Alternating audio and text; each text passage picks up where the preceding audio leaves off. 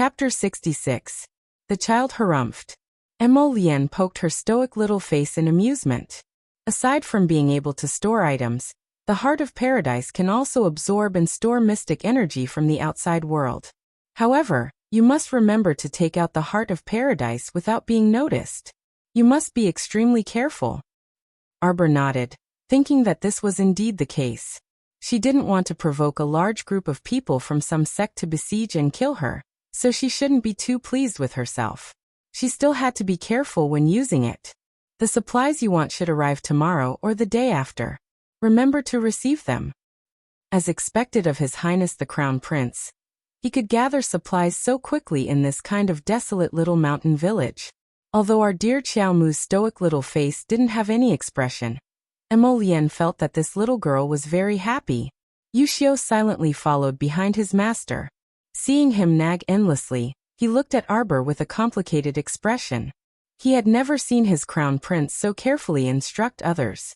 This savage little girl was inexplicably to the crown prince's liking. Xiaomu tilted her head and met his eyes. Her round, bright eyes blinked and she suddenly asked, "That Auntie Wu, where did you send her?" This crown prince truly acted quickly. That Wu Yanjin had disappeared from the village the night of the fire. The next day, his husband had even called a bunch of people to search the village for her. Unfortunately, even if he brought people to dig 3 feet into the ground, his Madame Wu still wouldn't be able to come back. The crown prince chuckled and looked at little Jojo. "Don't worry, I threw her into Black City to mine magnetite.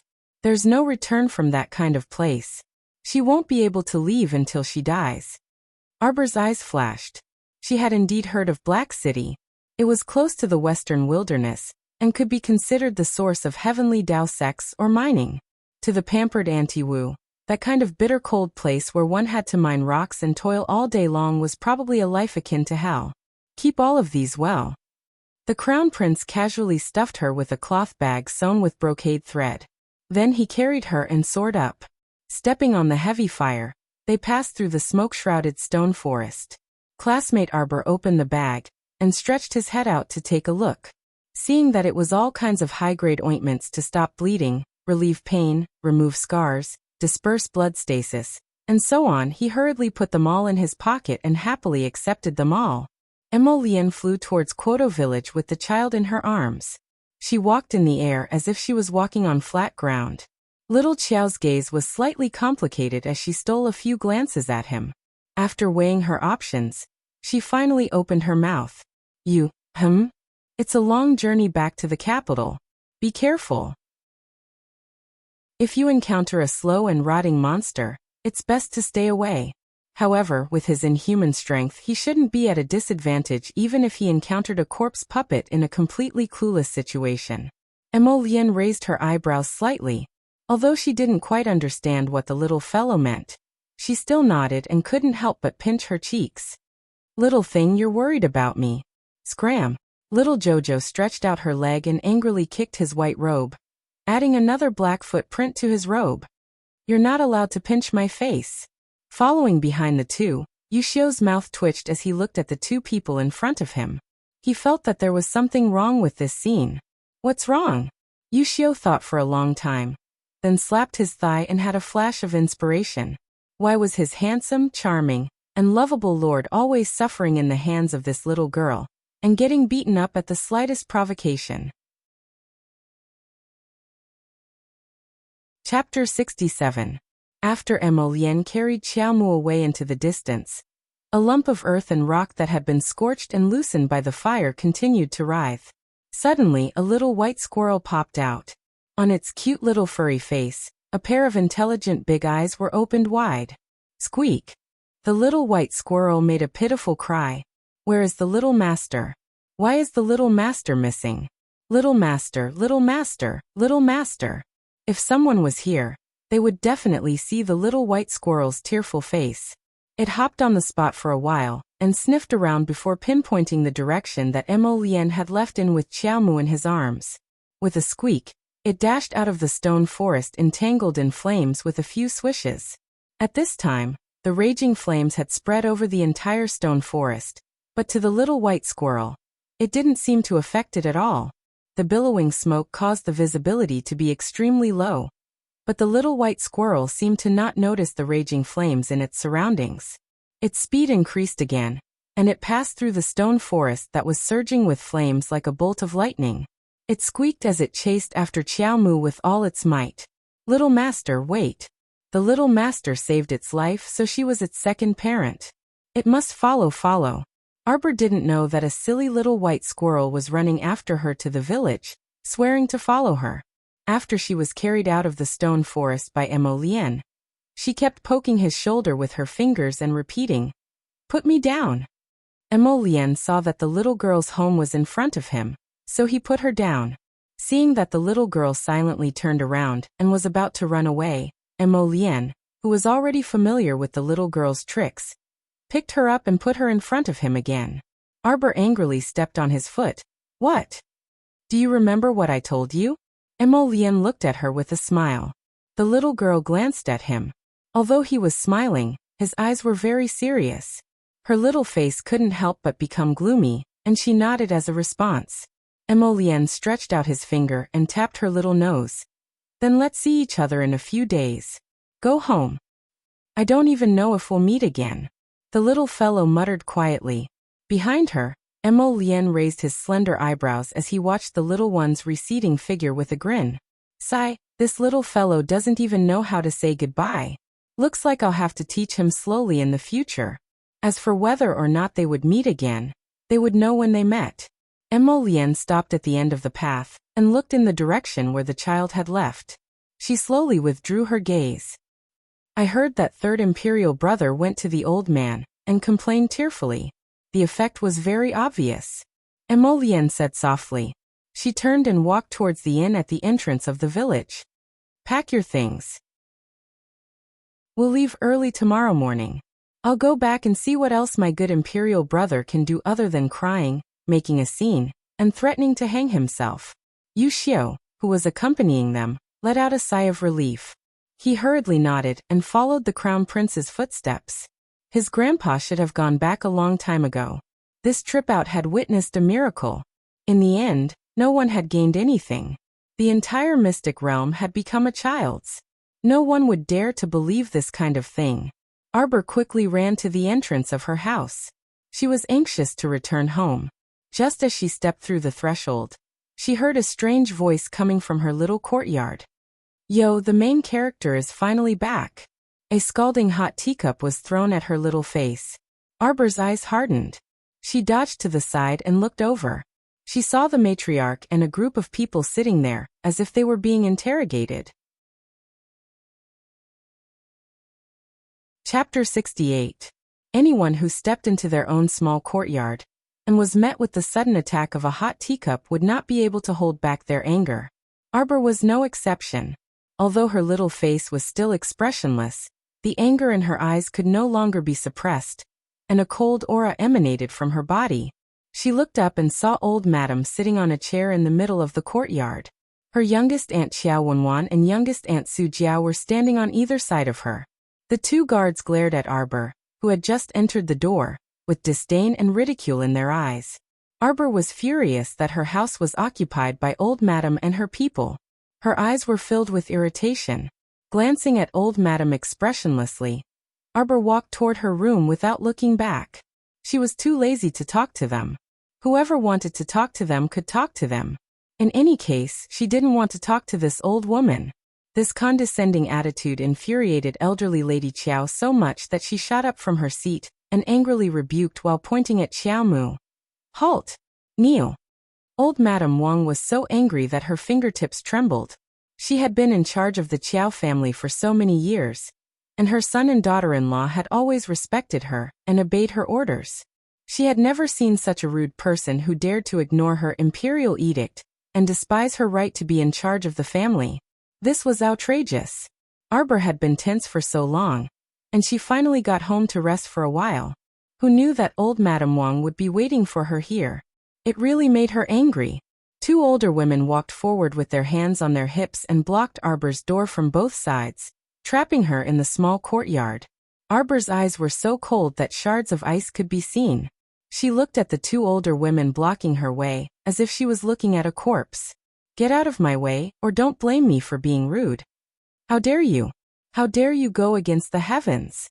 Wang Shi was so angry that the veins on her forehead were throbbing. Whoever stops me from resting, I'll make her pay the price. Using a soft baby voice to say such murderous words, it really made people stare at her in shock. I'll see if you dare. You. Bang bang. Arbor raised his leg and kicked the legs of the two older female servants. With two cracking sounds, the two older female servants screamed at the same time. They were in so much pain that their waists bent down. Su Jiao was dumbstruck for a moment before letting out an ear-piercing shriek. You'd *mn lass, you really dared to lay your hands on your grandmother's people.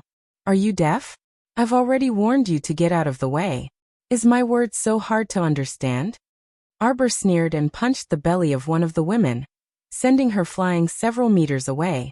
She howled and fell at the feet of the old lady. The other old maid was so scared that her face turned pale, and she retreated. There was no need for Arbor to do anything. She rolled and crawled to the old lady's feet and cried, "Ancestor, help me! Ancestor, help me!" Extremely boring. Arbor's eyes flashed with a cold light as he glanced at the old lady expressionlessly. Old Madame Wang jumped in fright from her emotionless gaze, and she staggered back 2 steps, almost falling down. Everyone scrambled to support this old lady. Old Madame Wang was so angry that her chest was trembling, and her lips trembled as she cursed. You little bastard, you actually dared to lay your hands on your elders. Hurry, hurry and hold this little bastard down. Beat her ruthlessly, beat her to death. Chapter 69. Elderly lady truly came prepared this time. Not only did she bring 4 to 5 crude midwives, she also brought 2 grandnephews from her maternal family, who knew a bit of martial arts. Those 2 grandnephews were about 14 to 15 years old. Upon hearing elderly lady's command, they rushed forward like hotheads. One of them reached out to grab Arbor, while the other swept his leg to kick Arbor's legs. In Arbor's eyes, their slow speed was like a snail's crawl. Yet they wanted to hit her? Simply laughable. Arbor immediately broke free of the two's encirclement with a flash of his body. In turn, he slapped the 2 grandnephews in the face. This little bastard was hitting them for her to see. Elderly lady almost vomited blood from anger when she saw this. She felt like these 2 slaps were landing on her own face, causing her to lose all face. Still not stopping, Arbor coldly looked at the 2 grandnephews of the Wang family. His gaze was so cold that the 2 youths couldn't help but shiver. You aren't my match. Arbor very calmly stated this fact. He truly had no interest in bullying 2 normal martial artists without mystic energy. This kind of person indeed had an advantage in front of weak commoners, but in front of mystic cultivators, they were completely lacking. Elderly Lady Wang's 2 grandnephews weren't too stupid. They didn't dare to refute Arbor's words and returned to elderly lady's side dejectedly. When elderly lady saw that no one could restrain Arbor, she was so angry that she directly collapsed onto the ground and wailed like a shrew. She kept saying that her descendants were unfilial, and that she couldn't live anymore. Su Jiao raised a handkerchief to wipe the corner of her mouth. She slanted her eyes and secretly made an expression of extreme disdain for elderly lady. Arbor coldly glanced at the old woman who was putting on a good show and directly walked around her to the door. He pushed open the door with one hand and turned to show elderly lady a disdainful gaze.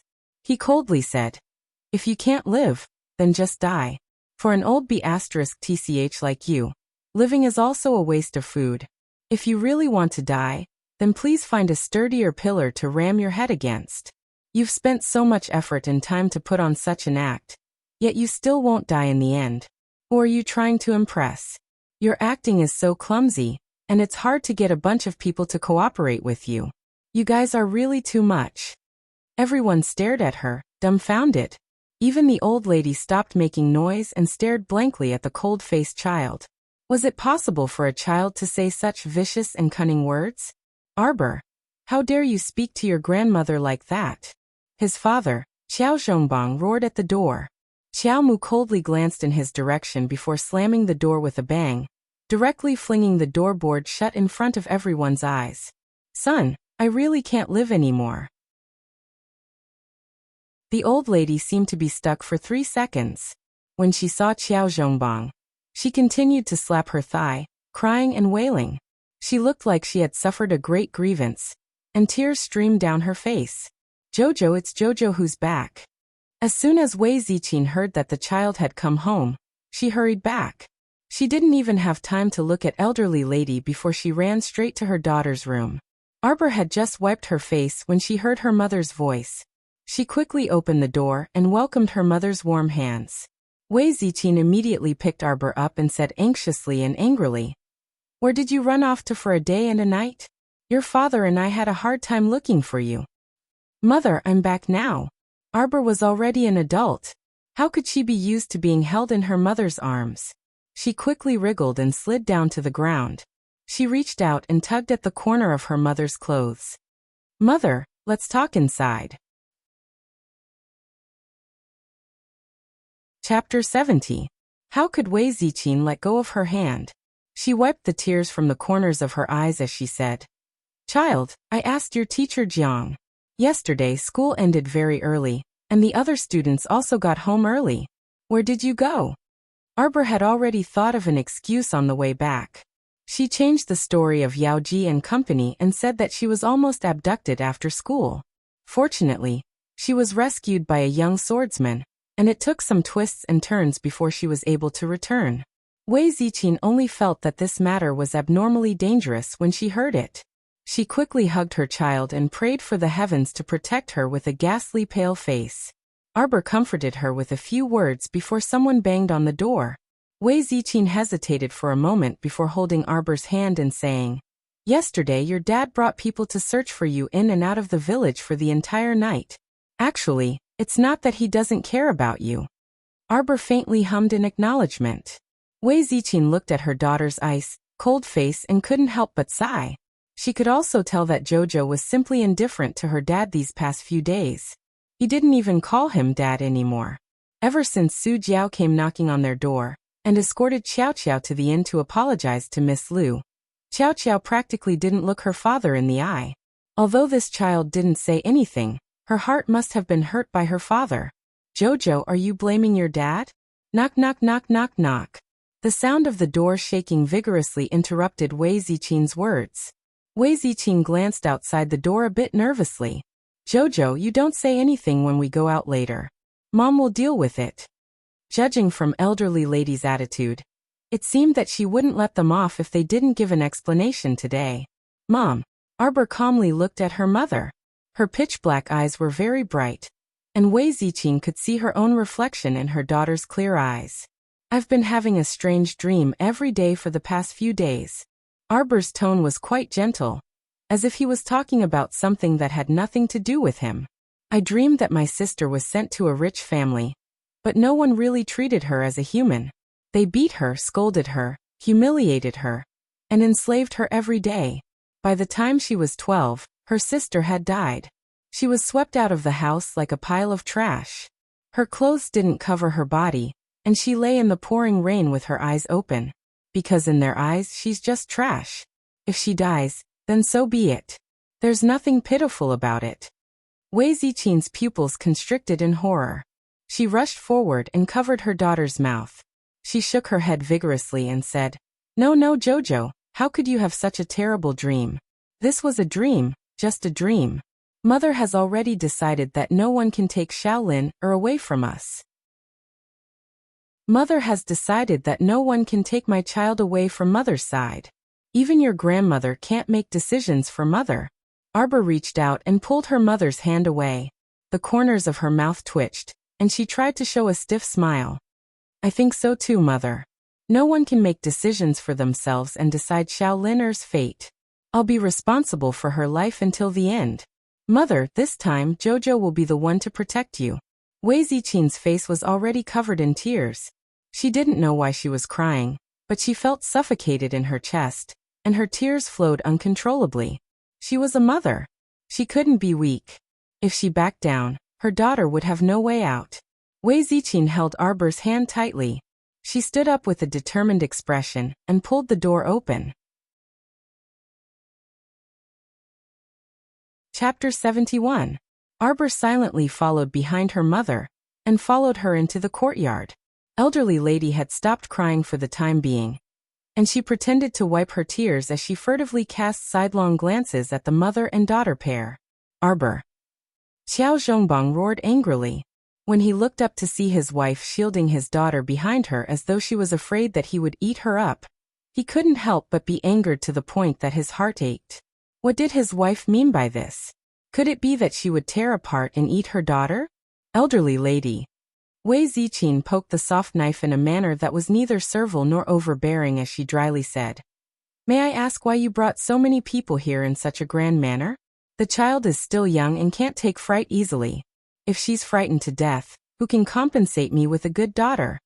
Elderly Lady Qiao's eyes instantly turned round, and she scrutinized Wei Ziqin again as though she didn't recognize her daughter-in-law. Wei Ziqin had been married into the family for so many years, but she had never called her elderly lady in a cold and sarcastic voice like today.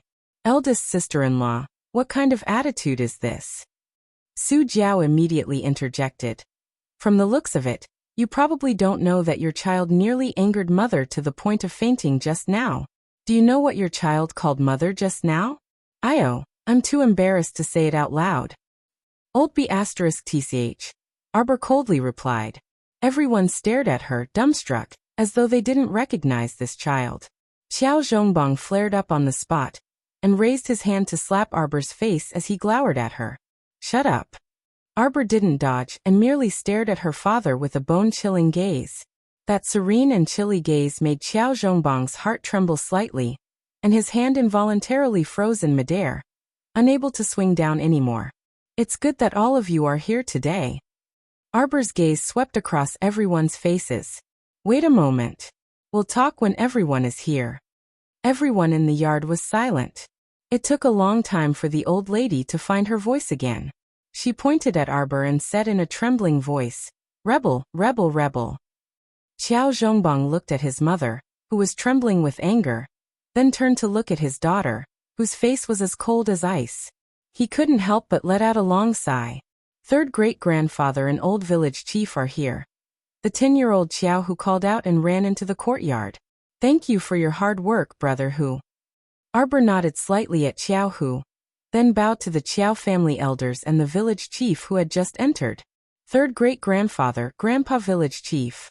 Today, I invited the two of you here because I need the two of you to bear witness to something. Grandmother was not kind. She repeatedly targeted the two of us.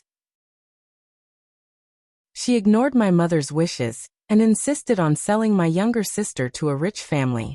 She tried in vain to break up our family and make us suffer so much that we wished we were dead. Secondly, he didn't care about my life and forced me to risk my life many times. This time, he actually brought people to our door to capture me.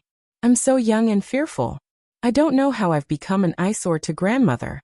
I've blocked grandmother's path and made her want to deal with me time and time again. If the family really can't tolerate my younger sister and me, then it would be better to expel us from the family. We don't ask for glory or riches, we just ask for peace and freedom. We don't need to live in fear under grandmother's pressure every day.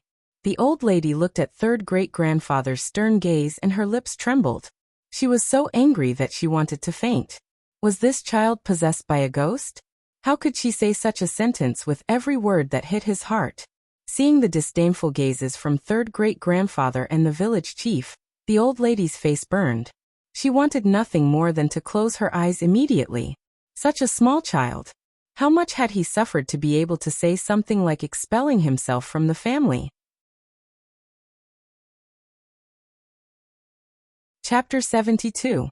Elderly lady felt her face burning, and her lips trembled, but she couldn't say anything. Originally, it was just a small family matter that could be resolved behind closed doors. Who would have thought that the D***MN girl would invite the two most powerful people in the village today? With this fuss and publicity, the good reputation she had accumulated for more than a decade was completely ruined. Where was she going to put her old face? Wouldn't she be laughed to death by the people in and out of the village? You, elderly lady pointed at Xiao Mu. She was simply caught off guard by Xiao Mu's preemptive strike. Enough. Third great-grandfather said to Wang Nei with a straight face. Old fifth daughter-in-law, I warned you 2 years ago that you shouldn't meddle too much in the children's family matters. Let them handle it themselves. Originally, our branch was separated from the main family and arranged to live in this small mountain village. It's fine as long as we can live our own lives.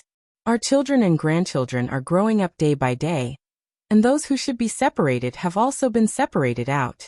Let them fly and live their own lives, and you can also have more leisure. Ever since old fifth passed away, I also know that old fifth daughter-in-law hasn't had it easy, but you have to meddle in the younger generation's matters for everything. Aren't you tired? I think Jojo, this child, is quite good and promising. He has already advanced to the ranks of mystic cultivators at such a young age. His future is limitless. The old village chief also interjected from the side. Look at how you force such a good child. Elderly lady's lips trembled in anger, and she couldn't help but shout. Third uncle, old village chief, you don't know anything. Do you know what this child did 2 days ago? She ran to Long Gate Inn alone, and violently beat up Miss Lu from Tiandao sect. Tiandao sect came to make trouble for me, and I had to deal with them for several days. I didn't know how many things they gave me before I finally dealt with the matter. After sending away that great Buddha from Tiandao sect with great difficulty, I finally took the time to come over today. I didn't even have time to teach this child who doesn't know the immensity of heaven and earth a lesson before you two came over. Grandmother, you clearly came today for younger sister's matter, so why are you implicating me now? Although Wu Yanjin, that middleman, has gone missing, didn't you directly find that family and negotiate this transaction? You're talking nonsense, Wang Shi said guiltily. How could Arbor not know this expression? She was just trying to trick her, but she didn't expect the old lady to be so gullible and give herself away. Grandmother, Shaolin, also calls you grandmother. How could you sell your sister for such a small amount of money? Could it be that when you dream in the middle of the night, there aren't any malicious ghosts crawling up from the ground to walk to your bed and drag you back to the 9 hells purgatory to be punished? Xiao Mu's chilly words were filled with boundless ghostly energy. Wang Shi was so scared that her body trembled. How could Wei Ziqin not understand? She rushed forward and picked up Qiao Lin, who was being held by Su Jiao. She looked at Madame Wang and the others with a guarded expression and said angrily, Mother, although our family is poor, we're far from selling our daughter. Mother, you'd better put away these thoughts and never talk about sending Lin away in front of me again. Okay. All of you are rebelling against me. Madame Wang was so angry that she beat her chest and stamped her feet. She had a bitter look on her face. I'm just being considerate. The child in your belly is about to come out. When the time comes, how are you going to raise 3 children at home? Now the burden is so heavy with only 2. Shut up. Great-grandfather 3 shouted. Chapter 73. Old fifth daughter-in-law you. Third great-grandfather pointed at Madame Ne Wang and sighed. Muddle-headed. Many villagers were crowding outside the courtyard, and they were all pointing and whispering. Madame Ne Wang only felt that their gazes were filled with disdain, and she felt a stabbing pain in her heart that made it difficult for her to breathe. Third great-grandfather, mother-in-law is doing this for the good of eldest brother's family. Shut up. Third great-grandfather roared at Su Jiao. Do you think I'm an old fool? Zhongheng daughter-in-law, it's enough for you to manage your family's affairs. Aren't you ugly and shameful if you insist on sticking your hand into Zhongbang's family? Su Jiao instantly quieted down and didn't dare to make a sound. Old fifth daughter-in-law, you don't need to bother with Zhongbang's family's affairs in the future. Although our bloodline has fallen to Quoto village, it's not to the extent that we can't raise a child. It's just a matter of having more food. Zhongbang daughter-in-law, don't worry, as long as third granduncle is here, your family's children won't starve. Don't worry about giving birth, and don't be too burdened. Third uncle. Madame Ne Wang was so angry that she almost fainted. Old fifth daughter-in-law, I want to discuss something with you. From what I see, the 3 brothers Zhongbang, Zhongxing, and Zhongheng all have their own families and children. Your youngest daughter is also getting married in September. How about this? I'll make a decision for you. Let's split up the family here today. We can't split. Madame Newang shrieked and collapsed onto the ground. Third uncle, although you're my elder, you can't bully us orphans and widows so brazenly. How can this family be split up just because you say so? If we don't split, look at what you've become. Third great-grandfather glanced indifferently at Madame Newang, and a trace of disgust flashed through his sharp eyes. It's settled then. It's good that old village chief is here, so he can be a witness. Split, split now, split immediately. Third granduncle, old village chief. How about we wait for second brother to return to discuss this matter? We. Xiao Zhongbang saw his mother collapse on the ground, and his heart ached as he stepped forward, wanting to speak up for her. Zhongbang, I know you're filial and honest, but sometimes, you have to take care of your wife and children. Ziqin hasn't had it easy all these years. Great-grandfather 3 gave Xiao Zhongbang a meaningful glance, pulled him aside and whispered a few words. After Xiao Zhongbang came back with third granduncle, he didn't say anything. He just kept sneaking glances at Wei Ziqin, who had a cold expression on her face.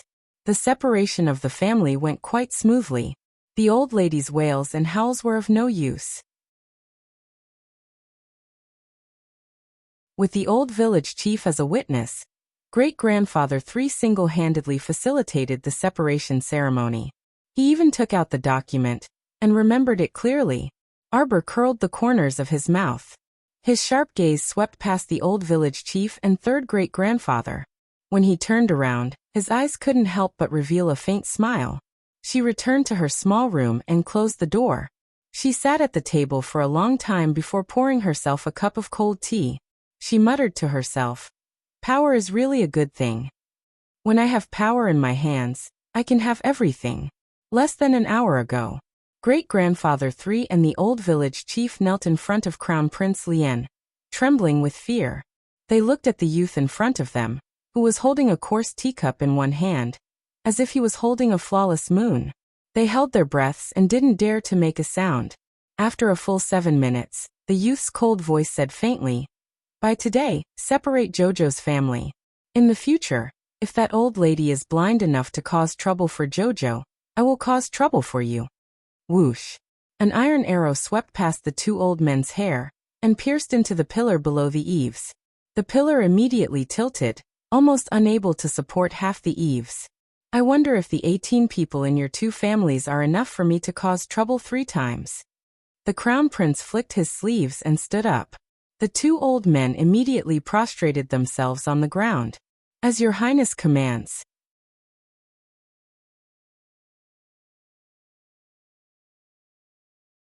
Chapter 74. Old Lady Qiao was furious this time. She had lost all face in front of the entire village. After she was carried back, she fell ill on her bed and groaned. Xiao Mu flipped through the family division document beside her, a faint smile on her lips. After she hid the document, she took out the gold-beaded talisman pen she had snatched from her apparition. She spread out the 30 talisman papers that Brother Xiao Hu had bought for her in front of her. Taking a deep breath, she cleared her mind and concentrated. Arbor silently recited the elementary talisman technique incantation. She then made a hand seal according to what she had learned from the golden talisman jade tome, and concentrated on drawing talismans. She had used up all the strength talismans and speed talismans on Hulun Mountain, so she needed to replenish some. Fortunately, she was now very familiar with drawing strength and speed talismans.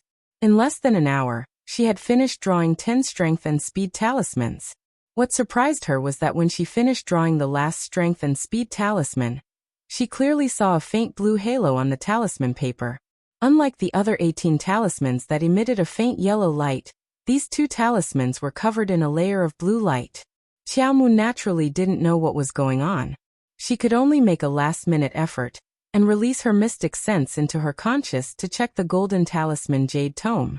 She watched as the second jade slip, which had originally shrunk into a ball, flew towards her and transformed into a thin golden book in front of her eyes. The book's pages were very wide, and every word in the book was the size of a fist. They jumped and floated in front of her eyes. Actually, when she opened the golden talisman jade tome for the first time, A large amount of information had already entered her mind. However, she felt that it would be faster to use her profound sense to flip through the golden talisman jade tome, rather than blindly searching for information in her mind. After all, she didn't have a clue at the moment. It was very strenuous to search for information in her mind that she didn't know at all. At this moment, her apparition was squatting on the ground with the golden book in her arms. Arbor's mouth twitched as she glanced at her, and used her mystic sense to quickly scan the contents of the second jade slip. According to the book, there were 4 types of talismans. Ordinary yellow talismans, fine blue talismans, peerless purple talismans, and Saint Gold talismans. The strength talisman and speed talisman that she had just drawn with blue light were fine blue talismans. The quality of the blue talisman was much higher than the yellow talisman. The talisman power it contained was twice as much as the yellow talisman. The level of talisman power directly affected the duration of the talisman. As for the blue talisman, it was twice as long as the yellow talisman. In other words, a talisman that could only sustain one's combat strength for 5 minutes could now last at least 10 minutes. Beginner-level talismans may not have a requirement for quality. However, when it came to intermediate-level talismans, advanced-level talismans and other high-quality talismans, the benefits of doubling the time enhancement could be seen in minutes. The funny thing was that the book also said that the path of a talisman master was filled with unimaginable hardships and dangers. Just to draw a high-quality blue talisman, one had to spend a lot of time, energy, and money. Talisman masters had to practice for at least 3 years before they could draw a few blue talismans. Therefore, for someone like her who had never drawn more than 100 talismans, to suddenly be able to draw a blue talisman was really a stroke of luck? What, 3 years? She hadn't drawn one in 3 days. The strange thing was, she always felt that when she held the brush in her hand, there was an indescribable feeling of smoothness when drawing talismans. Even if she was a bit unfamiliar at the beginning, she found that familiar feeling after drawing 10 talismans. It was as if she had drawn thousands of talismans before. Just as her mystic sense was about to withdraw, the golden book turned into a jade slip and flew back to its original place with a whoosh. A few more talisman papers floated down from the air. Arbor withdrew from her conscious and fished out the new talisman papers to take a look. There were a few new demonstration-level elementary talismans. Chapter 75. Peace Talisman. Seek good fortune, avoid calamities, and resolve difficulties. Beginner-level yellow talisman can ensure one day's safety. Calming talisman. For 2 hours, one can quickly concentrate and calm down, achieving the goal of doubling the mystic energy from the outside world. Dizziness talisman. Dizziness for 5 minutes. Opponents 1 level higher than the user are immune to the effect. Immobilization talisman.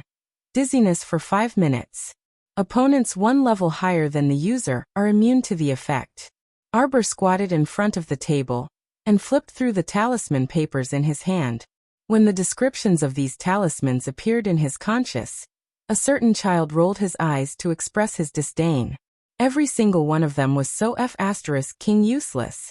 What was the use of a peace talisman to ensure one day's safety? Wouldn't it return to its original state after 1 day? Besides, the elementary talisman power on these peace talismans definitely wasn't high. It was hard to say whether some great misfortune could be turned into good fortune. The calming talisman was even more useless. What could it do in 2 hours? Some people might not have finished communicating with the outside world after 2 hours of meditation, and hadn't even captured their mystic energy. What was the use of doubling it? As for those dizziness talismans and immobilization talismans, little Jojo really didn't want to ridicule them.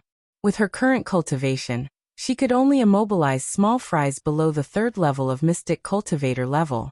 It was useless against people 1 level higher than her, so what was the use? As for those ordinary people, did they even need techniques like immobilization and dizziness? They could just crush them with 1 finger. Useless. Useless. Little Xiao Mu threw away 1 talisman after another. She was so angry every time she threw one. In the end, the little person was paralyzed by the bed. Bored to death, She touched the last 2 yellow talismans and glanced at them without much hope. Wall traversing talisman. Traversing walls within 3 feet for 5 minutes. Storage talisman. 1 cubic meter of storage space. Items can be stored and stored 100 times. Living things can't be stored. Little Xiao Mu's eyes lit up. She finally saw 2 slightly better talismans. How could she not draw at least 2 of the wall-traversing talismans that were essential to every household? Storage talismans were even more surprising. In her previous life, she had once seen an intermediate-level storage talisman in the hands of a young elite disciple from her family. That intermediate-level storage talisman could only store about 3 cubic meters of items, but in everyone's eyes, it was already a very magical item. In her previous life, the popularity of storage talismans was reflected in the fact that they could be sold for an astonishingly high price in both the black market and the normal market. Once the storage talisman appeared in the marketplace, there would be an uproar and many parties would fight over it. Xiao Qiao looked at the remaining 10 blank talisman papers in her hand, and excitedly spread them out to continue drawing wall-passing talismans and storage talismans. In the beginning, she was extremely unfamiliar with it, but after failing 2 or 3 times, she started to become proficient. It was as if she was born to draw talismans. The smoothness of her strokes would surely shock any talisman master present to the point their eyeballs would fall to the ground.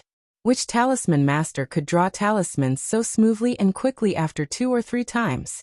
In the end, out of the 10 blank talisman papers, she failed 3 times. She drew 3 elementary yellow wall-passing talismans and 3 elementary yellow storage talismans. The last talisman she drew was a blue elementary storage talisman. The talisman power of a blue talisman was double that of a yellow talisman. Therefore, her last elementary blue talisman had a storage space of 2 cubic meters, which could be stored and stored 200 times. It was a pity that she didn't have the money to buy more blank talisman papers. Otherwise, she might be able to draw a few more blue talismans. She always felt that high-quality blue talismans weren't as rare as the books said. The little fellow propped up her chin with one hand, and happily put away all the talisman papers she had drawn. She stood up and looked at the dark sky outside the window. Her eyes rolled as a plan formed in her mind. Chapter 76. There were over 100 households in Quoto village. Excluding Tycoon Zhou's family, the Qiao family courtyard that elderly lady lived in could be considered one of the wealthiest families in the village.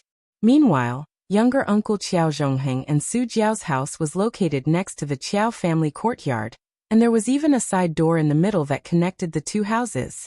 Elderly lady Qiao doted on her youngest son quite dearly, and among her grandchildren, the one she favored the most was Su Jiao's son, little fatty Qiao. When Arbor snuck to younger uncle's house window, he saw the 4-year-old chubby boy making a big fuss in the house. Su Jiao coaxed the child until she was badly battered, and her husband, Qiao Zhongheng, even scolded her in dissatisfaction. Su Jiao angrily threw the chubby boy onto the bed and turned to point at Qiao Zhongheng as she scolded. "Coax him if you can." She was almost angered to death today. She made a trip to eldest brother's house, but she didn't reap any benefits and was even scolded by that old-fashioned third granduncle. She was so angry that her lungs were about to explode. "I say, seriously, doesn't our son just want a clay figurine toy? Just buy it for him. How are we going to coax him when he's making such a fuss?" Qiao Zhongheng became angrier as he spoke. Buy, it doesn't cost money. That lousy toy costs half a tael of silver. If you're so eloquent, why don't you buy it for your son yourself?" Su Jiao's temper flared up at the mention of money. "It's not like you don't know that Shaolin's matter is a mess. The deposit we received from the Dou family has been refunded, and your mother even told me not to meddle in this matter in the future. Money. This requires money, that requires money. Why don't you give me 10 or 8 taels of silver to spend? Why are you being so loud?" Qiao Zhongheng's face flushed red from his wife's words. He had always been an idle, drunken fool. No matter how many taels his mother gave him, it wasn't enough for him to squander in a few days. How could he have known that their family was short on money? "I didn't know that Shaolin's matter was a mess. Didn't you say last time that we could earn 20 taels of silver after selling Shaolin? He was still thinking of swindling a few taels of silver from his wife to buy 2 bottles of good wine. Sao. Su Jiao was so angry that her head hurt. She glared at her husband and said, "Your niece is very capable. Do you know that you've slapped your mother's face in front of so many people today? Let me tell you, that niece of yours is really a debt collector. She was already so good at scheming at such a young age." He really didn't know how she could think of so many things at such a young age. He actually invited the old village chief and third granduncle here to make the decision. With just a few words, they separated Big Brother and Big Sister-in-law's family. What? Xiao Zhongheng raised his voice. Eldest brother's family moved out. Drink, drink, drink. You only know how to drink all day. What else can you know? I think other than you, this news has spread throughout the entire family. Who doesn't know that Big Brother and Sister-in-law's family moved out today? Su Jiao angrily pushed Xiao Zhongheng away and angrily pinched the handkerchief in her hand. Then 20 taels are gone just like that? Xiao Zhongheng exclaimed with a pained expression. 20 taels? Bah, 20 taels? We don't even have any money left. Su Jiao wished for nothing more than to spit at him. Why did she marry such a good-for-nothing? She was so angry that her heart ached. And she directly fell asleep on the bed after pulling the blankets over her. Xiao Zhongheng shouted at his son, and blew out the lamp before going to bed as well. He hugged Su Jiao with a drooling face and asked, "Wife, are we just going to let our 20 taels go like this? I know that you have big ideas and are smarter than me. You should think of something."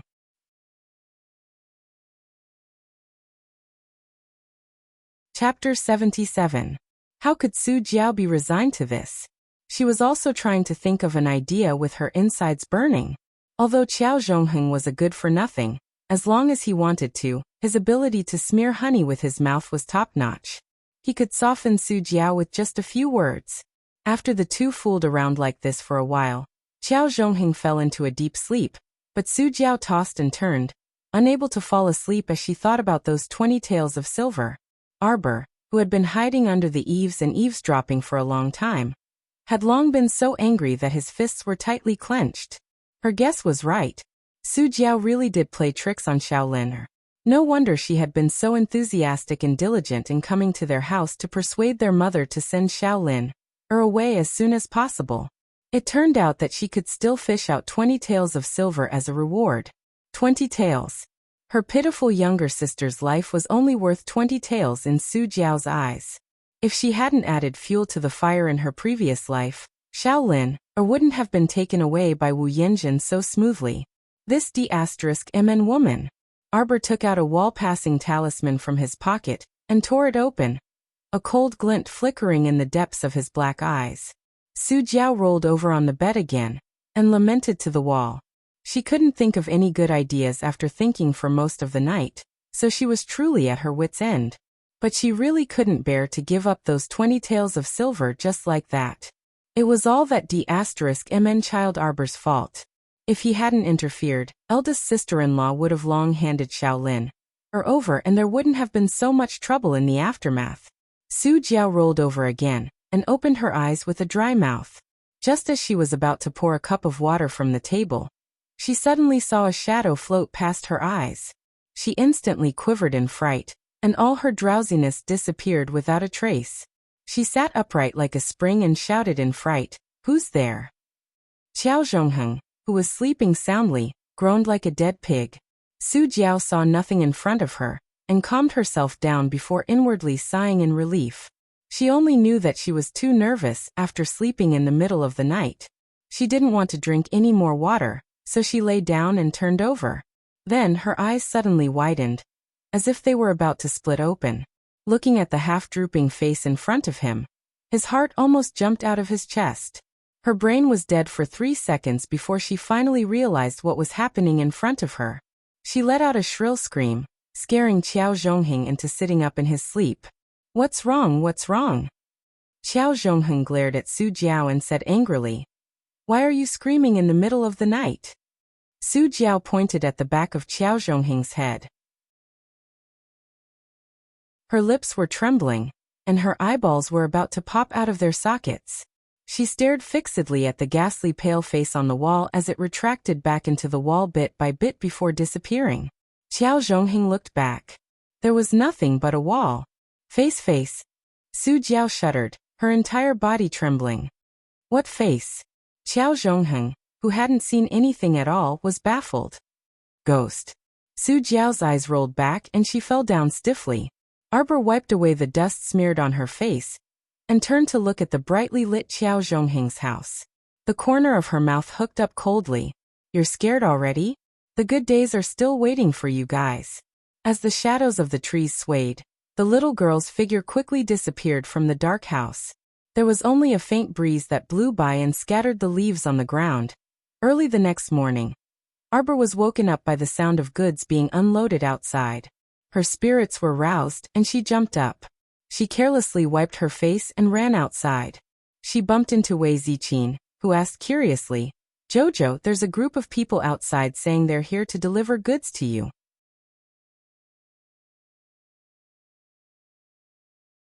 Chapter 78. Mother, I'll be right back. Arbor excitedly ran past Wei Ziqin. Wei Ziqin turned her head to look, a trace of a smile on her face. How long has it been since I've seen my daughter so happy? Now she looks like a lively child.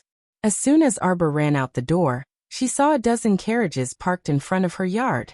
Many workers were moving boxes from the carriages and temporarily piling them up next to the yard door. A youth in tight-fitting black clothes walked up to Qiao Mu and respectfully bowed, asking, Little master, can we move all the chests inside? Yes, move them to the woodshed. Arbor glanced at the youth and waved her hand vigorously. The villagers were all attracted by the commotion at Arbor's house, and they all surrounded the carriages to admire the tightly covered boxes. Qiao, did you spend all the gold the Heavenly Tao sect gave you to buy so many things? The neighbor's auntie curiously looked at the items in front of Qiao Mu's courtyard. If so many boxes were moved inside, wouldn't the Qiao family's yard be filled? Arbor nodded and pulled Qiao Hu out to help direct the movement of the boxes. She followed the youth in black into the house and had them move all the boxes to the woodshed. The number of boxes exceeded Arbor's expectations. She blinked and looked at the youth in black with some confusion. There are 3,000 iron arrows here, each one made of fine iron. There are 30 boxes, and each box has 100 iron arrows. The black-clothed youth opened one of the chests next to Qiao Mu and showed her the shiny, jet-black iron arrows inside the chest. Afterwards, he took out a small silver gold-plated chest and handed it to Qiao Mu. Little master, keep this well. There are 10 crow gold arrows inside. After you bind them with your blood, you can retrieve them every time you shoot them out. This item is hard to come by, so you must keep it well. Arbor looked at the youth with sparkling eyes. Why? The 900 taels of gold she gave couldn't even buy half a strand of hair, let alone a single arrow. No matter how ignorant she was, she knew that black gold was a top-grade material specially used to make mystic weapons. It was very spiritual, and even an entire magnetite mine might not be able to dig out a small piece of black gold. This was a priceless item, and that nouveau riche crown prince gave her 10 black gold arrows in one go. Why did she feel like she was hugging a very thick thigh? The youth in black smiled. Young master, don't worry, these are all free. Arbor rolled her eyes in annoyance. If you dare to take money, I'll immediately kick you from one door to the other. The youth in black suddenly felt that his perception was very good. He actually saw a trace of viciousness in the little girl's eyes.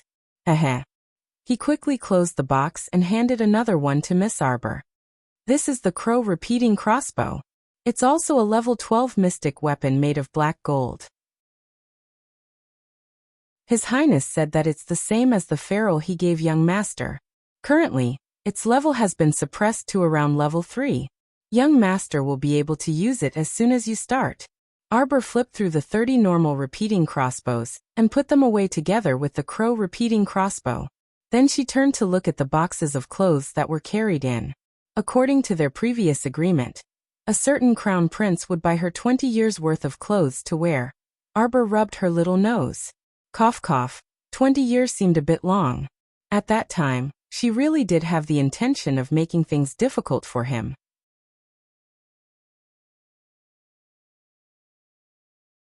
Chapter 79. Seeing that the crown prince had handled this matter so well, Xiaomu looked at the youth in black with a rare amiable expression.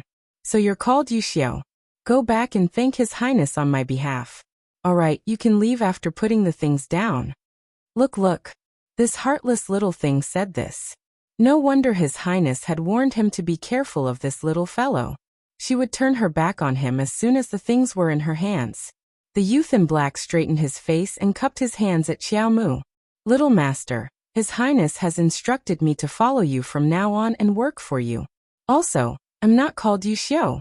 I'm called Aoyi. Miss, Yuxiao is the captain of the Dragon's Saliva Guard. Just how blind are your eyes?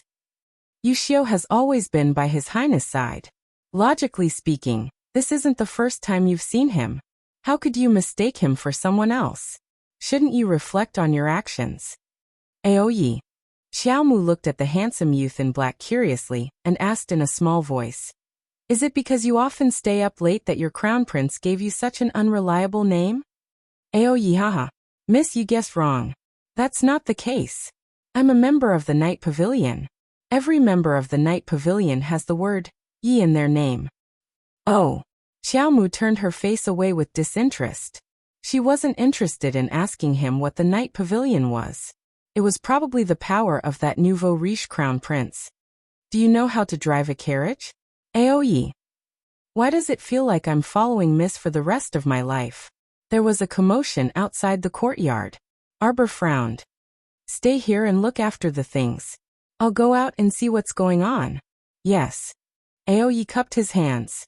Xiaomu walked out of the door with her small paws behind her back with a solemn expression. She saw a familiar-looking red-clothed young girl around 12 to 13 years old nimbly rummaging through several wooden chests, while continuously clicking her tongue in amazement. Mother, look at this satin. It's so soft and comfortable to the touch. I've never seen such high-quality material. It's enough to make me 2 dresses and several handkerchiefs. Yes. If our Ingchun were to wear this set of satin, she would definitely surpass Tian Xian. A woman in her 30s or 40s popped out from the side and picked up the silver-threaded satin in Xiao Yingchuan's hands. She giggled and continuously gestured to her daughter's body. Heavens, did Xiao Zhongbang's family become rich? There were so many carriages of silk and satin that her eyes were dazzled. It would be even better if she could carry all these back. The woman's face was full of smiles. The workers who were moving the boxes looked at the mother and daughter, who were talking to themselves helplessly. They muttered, "That's not it. Young Miss Shi. What's in this little box?" Xiao Yingchuan's sharp eyes saw a young maidservant about 10 years old dressed in a small turquoise robe alighting from the carriage. Her gaze then landed on the rosewood box in the young maidservant's arms. The little girl jumped in fright. Seeing that Xiao Yingchun was about to snatch it away, she hastily shielded it against her chest as if she was protecting her food. She tightly clutched the box and refused to let go as she shouted, "Why quickly let go? This isn't for you. This belongs to our young master. Hurry and let go." Let go? Let me see what it is. Xiao Yingchuan's eyes were practically glued to the box. Taking advantage of the fact that she was taller than the maidservant, she went forward and snatched the box from the little girl's hands.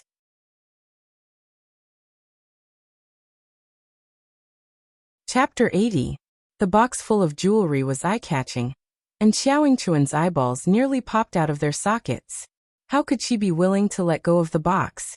She had never seen so many beautiful jewelry in her entire life. What gold-inlaid purple jade pendant? What glazed agate necklace? At first glance, there were more than a dozen types of bracelets and bracelets. Among them, the pure gold silk bracelet was already the most unremarkable. The various beautiful reds and emeralds dazzled her eyes. She hugged the box and pounced to her mother, Madame Nélie's side, acting coquettishly. Mom, look at these.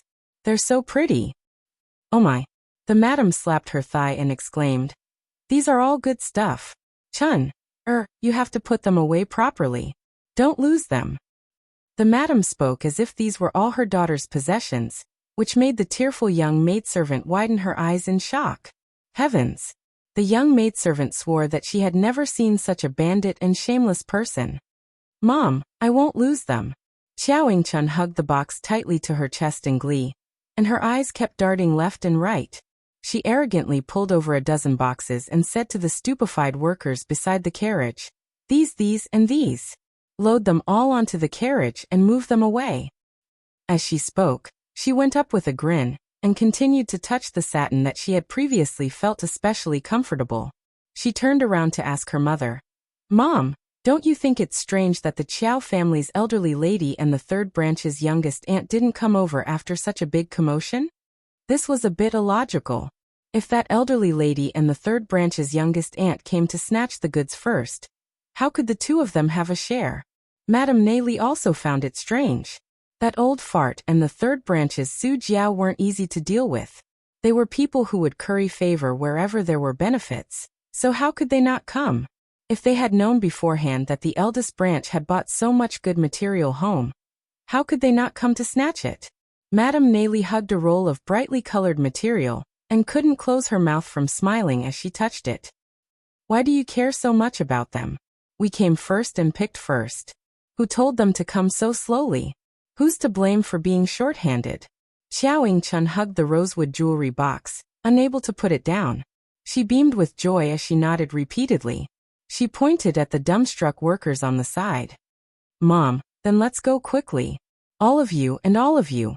What are you all standing there for? Hurry up and put your things in the car and follow us. Hee. Arbor didn't expect to see such a wonderful show as soon as he came out. This was really an eye-opener. With a sidestep, the petite figure arrived in front of Xiao Yingchun and ruthlessly kicked Xiao Yingchun's knee. As she cried out in pain, she jumped up and knelt on the ground. When the box flew out of her hands, Xiao Qiao caught the jewelry box with one hand and sat on one of the boxes. Bang! The lid of the box was pressed down, almost breaking Madame Li's fingers as she hastily retracted them. Damned girl! What are you doing? Madame Li cursed with her hands on her hips. These and these are all mine. Where do you want to take it? Arbor looked at the two people with disdain, and waited on them coldly. Not only is your face big enough, but your appetite is also incredibly big. There are so many carts of my things, and you want to take them away without even saying a word? I really want to ask the two of you, who gave you such big face and guts? Madame Neili's face flushed red, and her chest heaved up and down in anger. She pointed at Arbor and angrily reprimanded. Why, you little girl, do you know who you're talking to?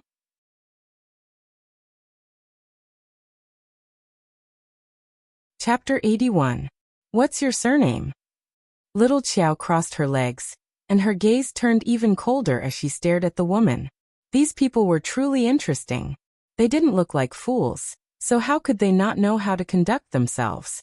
There were so many boxes displayed in front of her house that it would make people green with envy, but wasn't it a little too unsightly to directly rob them?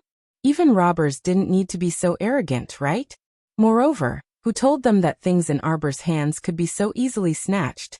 Previously, there were so many vicious people who wanted to snatch the heart of paradise from her, but not a single one of them managed to get away with it. Yet this pair of mother and daughter, who were so weak that they couldn't even truss up a chicken, wanted to learn from others and snatch things? They should take a pail of water and look in the mirror to see if they were so shameless. Madame Neili looked at Arbor in embarrassment. She didn't expect that this child really didn't recognize her. You child, your words are too unpleasant. According to seniority in the clan, I'm your second aunt. As she said this, she forced a smile on her face and pulled over Xiao Yingchun, who was groaning and standing up angrily. She coughed dryly and said, This is your older sister Yingchun. Haven't you seen each other since you were young? Perhaps you were too young back then and forgot. We're all relatives of your family. Where's your father and mother? Have them come out for a while. There were so many silks, fabrics, and jewelry. No matter what, a portion should be given to the mother and daughter, right? They were all relatives of the same family, and they were such close villagers. It wouldn't be right if they didn't share some with the mother and daughter, right? As Madame Neili thought this, she put on a fake smile and retracted the anger on her face. She then gently pinched her daughter's palm, telling her to restrain her anger as well. But how could Xiao Yingchun restrain her anger? She had never suffered such grievances in her life. She was kicked to the ground by Arbor, and her posture was so ugly that she almost didn't want to recall it. With so many villagers watching her make a fool of herself, how could she calm down the anger in her heart? Mom. Xiao Yingchun tugged at her mother's elbow and glared at Arbor angrily. Why are you being so polite to her? Take the things away. There's no need to waste words with her. Arbor chuckled and glanced at the dumbstruck workers. What are you waiting for? Why aren't you carrying the box into the courtyard? Are you waiting to be robbed? Yes. The leading waiter waved his hand. Move it. A group of people came forward to unload the goods, moving the boxes of fine satin to Arbor's courtyard. Xiao Yingchuan's eyes were about to shoot out a venomous glint.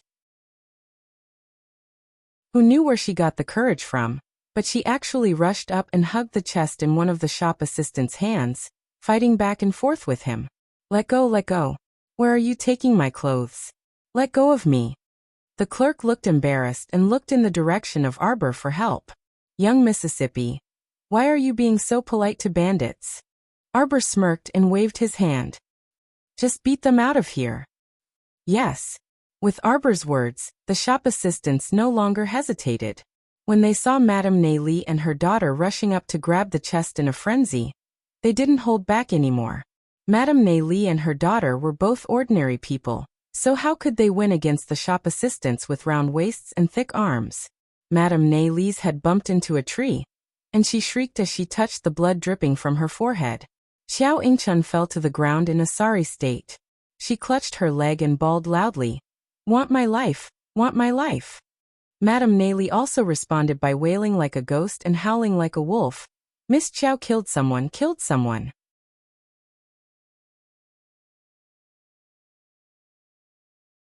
Chapter 82.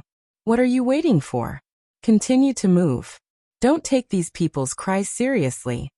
Arbor indifferently swept a glance at the workers, then his disdainful gaze swept past the crying mother and daughter pair sitting on the ground. When Madame Li saw the surrounding villagers pointing at them and laughing at them, she couldn't help but feel embarrassed. She got up from the ground and pounced toward Arbor's courtyard like a hungry tiger. Stop her. Arbor sternly shouted. The two workers guarding the courtyard's entrance raised their arms and blocked Madame Li's path. Madame Li pushed their arms and scratched and kicked them. Qiao Zhongbang Wei Ziqin, come out. I want the old madam to be the judge of this. We're all relatives, so is there a need to take things to such extremes? Wei Ziqin ran out when she heard the commotion at the courtyard's entrance. No matter how much she wanted to ignore it, she couldn't completely pretend to be deaf and mute. Wei Ziqin couldn't help but nervously wipe her hands when she saw Madame Li acting like a lunatic. She looked up at her daughter. Qiao Mu returned her a reassuring gaze before saying faintly, Mom, don't mind them. Your daughter, bought these things with real gold and silver. I earned them by risking my life to guide you through Hulun Mountain. Wei Ziqin panicked at the mention of Hulun Mountain. She recalled how her daughter had led the Tiandao sect's people up the mountain that day, and how she had been on tenterhooks waiting at the foot of the mountain. Her heart couldn't help but tighten. She nodded and said, Mother knows. She turned to face the two workers blocking the way and said to Madame Li, second sister-in-law, our family's Jojo risked his life to buy these goods. As parents, we can't ask our daughter to take these things. In other words, outsiders shouldn't even think about it. Madame Li was so angry that her eyes turned red. She shouted, How can you say that? What are you talking about? Look at how your courtyard can barely fit these boxes. What's wrong with sharing a few with us? We are all relatives of the clan. Do you really have to be so ridiculous as to disown your own family? Second sister-in-law. These are all things that Jojo exchanged for with his life. She has the right to use them. Wei Ziqin said with a serious face. Second sister-in-law's family has always been well off. They don't have to worry about food and clothing. I don't think they would extend their hands so far to my daughter. This Madame Li usually flaunted her family's wealth and happiness in front of the villagers. Who would have thought that she would actually do such a shameless act of robbery today? Many of the villagers who saw this secretly laughed in their hearts. Madame Li's lips trembled as she watched the boxes being carried away in front of her eyes. Her heart felt like it was about to bleed. It was true that her family was wealthy, But she had never been so extravagant and wasteful. She bought hundreds of boxes of clothes and satin. As for those expensive jewelry, she didn't even want to think about it. It was already good enough that she could add a few silver jewelry every year. Madame Li was so angry that she felt dizzy. Xiao Yingchun stared at Arbor's back and screeched, "Jewelry box, my jewelry box." Arbor ignored the two of them and directly carried the rosewood box into the courtyard. Accompanying him was a little servant girl who followed suit. She couldn't be bothered to waste her breath with these two idiots. She didn't really like the jewelry the nouveau riche crown prince gave her, and she didn't have the hobby of wearing it on her head like a peddler. However, this didn't mean that she, Arbor, would allow others to take advantage of her Arbor's things. Especially those idiots. It was even more impossible.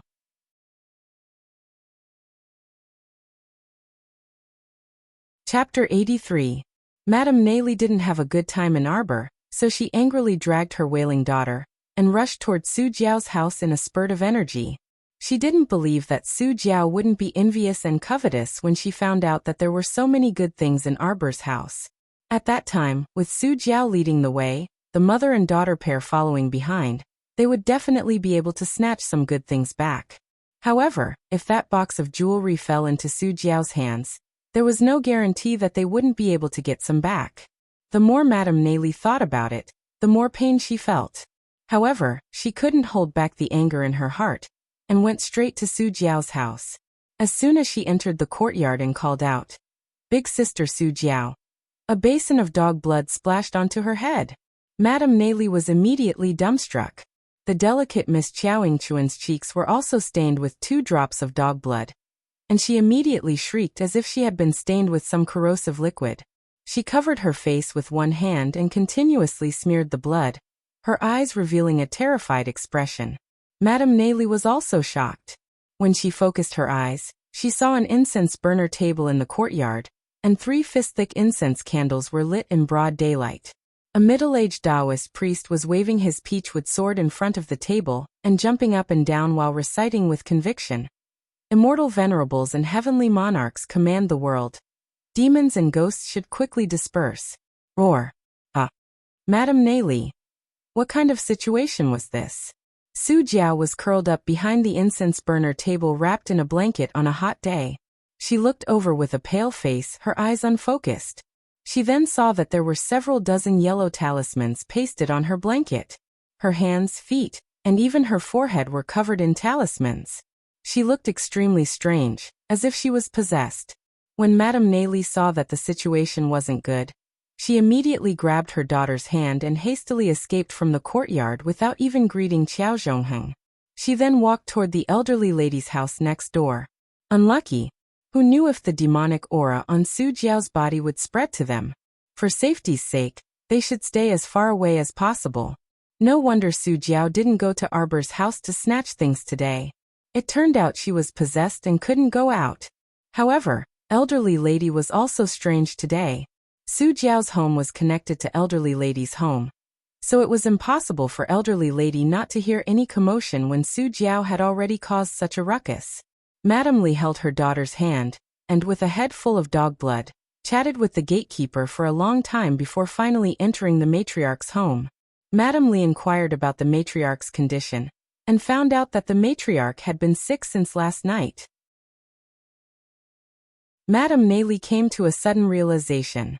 She was wondering why elder Lady Qiao, with her mean and greedy personality, wouldn't not act upon hearing the news. So it turned out that she was as unlucky as Su Jiao. One was possessed while the other fell ill. Madame Li pulled her daughter to the matriarch's room. She didn't even wait for the old maidservant to finish announcing her arrival. Madame Li howled, "Ayo, my old lady," and rushed into the room. Madame Li lay in front of the matriarch's bed and howled loudly, but she didn't shed a single tear. The old lady was so angry that she felt dizzy on the spot. "I'm not dead yet, so what are you howling for?" Madame Li's howling caused the originally sickly matriarch to feel uncomfortable all over. She angrily reprimanded, "Shut up. What exactly happened?" Madame Li embellished the story of how the Arbor family moved the chests and baskets. As she spoke, she paid attention to the matriarch's expression. However, she saw that the matriarch's expression was very calm, as if she didn't care about those goods at all. The sky was really going to rain red soon. Elder lady was actually so strange today. Shouldn't she have jumped up on the spot and gone to Arbor's house to snatch the goods? How could Elder Lady Qiao be calm? She was so angry that she almost fainted. However, the Arbor family had separated last night, so no matter how much she wanted to extend her hand, she couldn't reach out to her granddaughter who had separated from them. After hearing Madame Li's instigation, Elder Lady Qiao suppressed her belly full of anger. She frowned and persuaded Madame Li with a few words before impatiently sending Madame Li back to wash off the dog blood on her body. The smell of dog blood almost made her vomit. When Madame Li saw that the matriarch had actually given up on such a large amount of property, she immediately felt that it was a bit inconceivable. When she was sent out by the matriarch, Madame Li kept muttering about strange things, thinking about how she had been running around for so long and hadn't received a single benefit. Madame Li's heart was filled with anger. She saw a hollow green stone vase standing by the matriarch's door, and reached out to hold it in her arms. The matriarch, who was sending her off, was dumbstruck. Madame Li held the vase and muttered, "Old madam, then I'll be leaving first. Take care of yourself." She pulled her dissatisfied daughter and walked out of Elder Lady Qiao's courtyard. The matriarch turned around and told Elder Lady Qiao. The matriarch was so angry that she smashed a cup on the spot. This long-lived woman really didn't let go of any opportunity to pluck feathers from a goose. She didn't even let go of the vase at the door.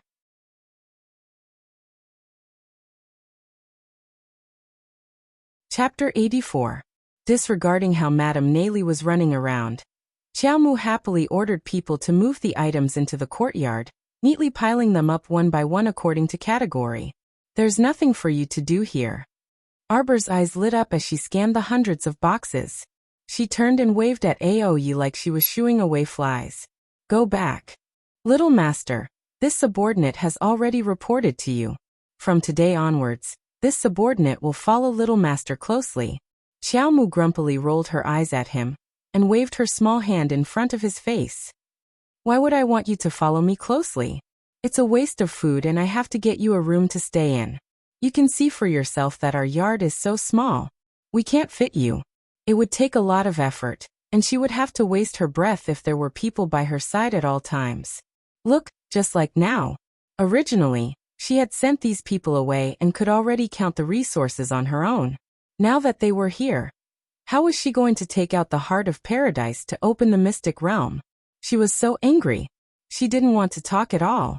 The little fellow glared at Aoyi like a tiger eyeing its prey. She gestured with her chin toward the door, implying that he should get lost. Aoyi's mouth twitched. He quickly took out a purse embroidered with gold thread and presented it to her with both hands. "This is my room and board for the next 3 years. Don't worry, little master. I don't need a room to stay in. I can stay anywhere in the yard. A bowl of rice is enough." Qiao Mu naturally confiscated Aoyi's money pouch and opened it to take a look. There were many small gold pellets and round, shiny little gold beans. Other than that, there were also many colorful gemstones. Adding them all together, there were at least 10,000 taels of silver. Not to mention 3 years, it was probably enough to cover 30 years of expenses. Arbor glanced at Aoyi and sized him up. She nodded and waved her hand again. Aoyi immediately understood and cupped his hands. "Don't worry, little master. I'll be nearby. If little master needs anything, just call me." After saying this, he leaped up the eaves with a whoosh, and soon disappeared. Xiaohu, who was standing at the entrance of the yard and blocked by the boxes, was so shocked that his jaw dropped. Her eldest sister was too amazing. She actually had to pay for the food and lodging of a subordinate. This was too exaggerated. At this time, the servant girl, who had been following Arbor without making a sound, also ran forward. She took out a bag of golden pellets and golden beans from her bosom, and presented it to Arbor with both hands. "Young master, this servant's name is Xiao Yao. I know a thing or two about washing clothes, cooking, combing hair, and makeup. This servant can sleep in the front yard, the firewood shed, and the haystack. A bowl of white rice is enough for me." The corners of Arbor's mouth twitched. He opened his money pouch and took out 2 small gold ingots, handing them to the little girl. Go buy groceries. Tycoon Crown Prince really put in a lot of effort. He even prepared food and accommodation for the 2 of them. Arbor was speechless for a moment. Her subordinate was so considerate. How could she, as the master, endure it? He was too embarrassed to push her out. Xiao Qiao walked to the box with her little paws behind her back. She turned around and shouted at the empty courtyard. Ao Yi, do you know how to drive a carriage? Yes, little master. Ao Ye's face was full of tears. Little master wanted him to be a carriage driver for the rest of his life. Brother Xiaohu, help me guard the entrance. Don't let anyone in. I'll put all of these into my inner world. Arbor waved his little hand at Xiaohu, who was standing at the entrance of the courtyard but couldn't enter. Xiaohu immediately responded and turned to stand outside the courtyard, closing the door behind him.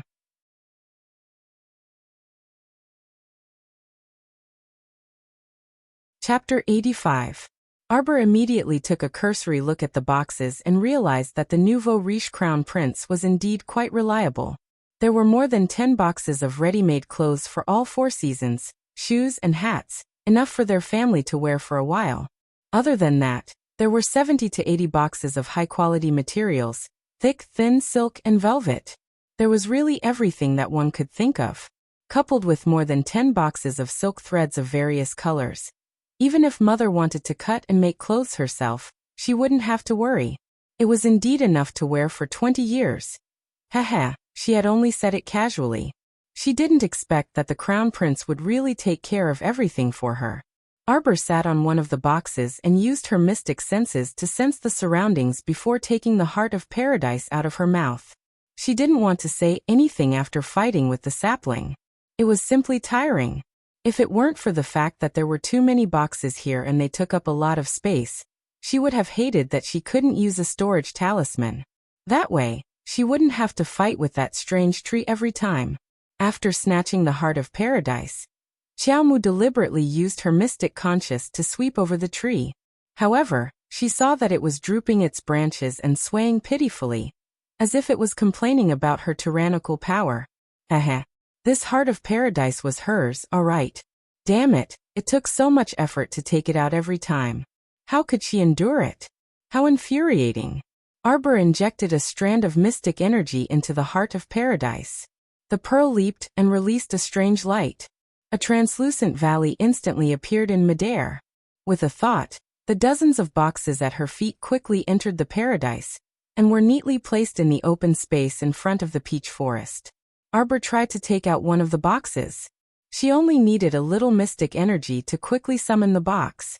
This time, she was completely at ease. She quickly moved the remaining boxes into the paradise. The ready-made clothes, shoes, hats, and other materials were placed separately so that they could be used in the future. After that, Arbor threw 30 boxes of iron arrows, 10 crow gold arrows, crow repeating crossbows, and ordinary repeating crossbows into the paradise.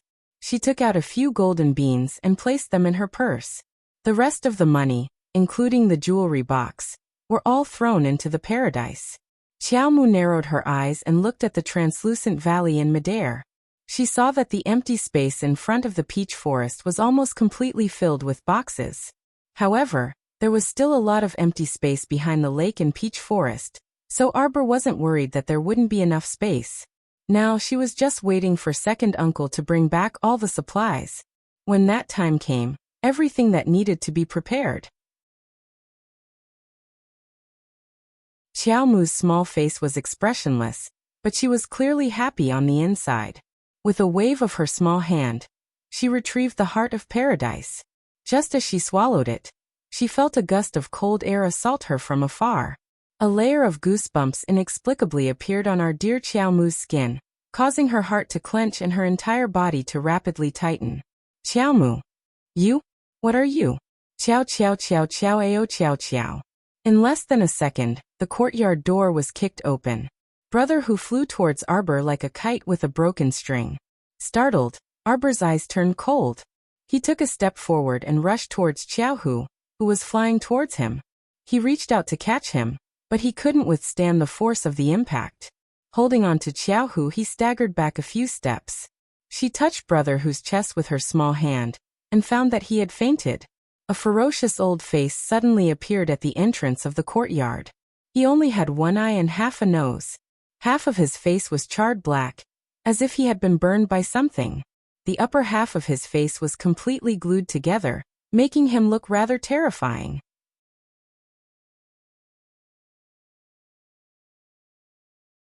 Chapter 86. Alarmed, Arbor immediately turned around and hastily took out ointment and smeared it on Xiao Hu's chest. That hemostatic ointment was extremely effective. The moment it was smeared, the blood immediately stopped flowing. Arbor's heart calmed down a bit. Just as she placed Xiao Hu against the wall of the courtyard, a sinister granny's face abruptly appeared in front of her, and a withered, twig-like hand reached for her neck. Xiao Mu dodged backwards, and a faint doubt flitted through the old woman's eyes. Her hand that was grabbing Xiao Mu also paused, and she examined Xiao Mu from head to toe before chuckling coldly. "Little child, you're actually a mystic cultivator. Although your cultivation isn't high, it's commendable at your age. Old senior, may I ask why you suddenly barged into my home and injured my older brother?" This granny carried dense mystic energy, and her cultivation was probably on par with that ghost saber that Prince Mo had crushed to death. Perhaps she was also a level 8 mystic cultivator. Although Arbor was alarmed, she didn't show it on the surface. This granny must have sensed the aura of the heart of paradise and followed it here. Arbor tightly clenched her fists, inwardly resentful. She was still too careless. "Child, where are your parents?" "Father left early in the morning and still hasn't returned. Mother took the girl out to buy groceries." A trace of suspicion flashed through the granny's eyes. In reality, when she entered this courtyard, she had already used her mystic conscience to sense it. She knew that the little doll wasn't lying and that there was no one else's aura in this small residence. "Little doll, tell Granny honestly, did anyone pass by your home just now? Or did you see anything strange?" Arbor honestly shook her head. The granny's gaze swept over her before she suddenly reached out and sucked the unconscious Xiao Hu into her palm. She was extremely fast, and Arbor couldn't stop her in time. Moreover, the difference in their cultivation was too great, so it was useless even if she wanted to stop her. The old woman's withered fingers picked up a bit of ointment from Xiao Hu's chest and brought it to her nose for a sniff. She then turned to Xiao Mu with a pensive smile. "Little girl, how can a poor person afford to use such a high-quality ointment? I think you'd better confess honestly. When I passed by your house, I clearly smelled a trace of aura leaked out of the mystic domain after the mystic realm was refined. As expected, they're here for the heart of paradise." Arbor took a deep breath and clenched his fists tightly behind his back. "If you don't tell me the truth, give me an explanation." The old woman gave her an enigmatic smile. "This old woman will refine you two into puppet ghosts, making the two of you unable to reincarnate for all eternity." Arbor suddenly opened his small fists behind his back, and 2 strength and speed talismans shot out into the distance. At the same time, a cold voice that sounded like it had been pulled out from hell said mechanically and monotonously, "Kill her." Stay Up Late, who was flying over, never knew that he could be so fast. He only felt something bounce onto his body in a flash, and then a trace of special power and speed entered his blood vessels at the same time. There was no need for Arbor to give another order. Stay Up Late's 1 meter of grace flew in front of the old woman, startling her. She unconsciously retreated and let go of Xiao Hu's hand. Arbor reached out to grab Xiao Hu's body and lightly leaped to the side. She turned back to stare at the old woman, as if she was looking at a corpse. That gaze made even the old woman, whose hands were stained with blood, shiver. She felt a chill run up her spine.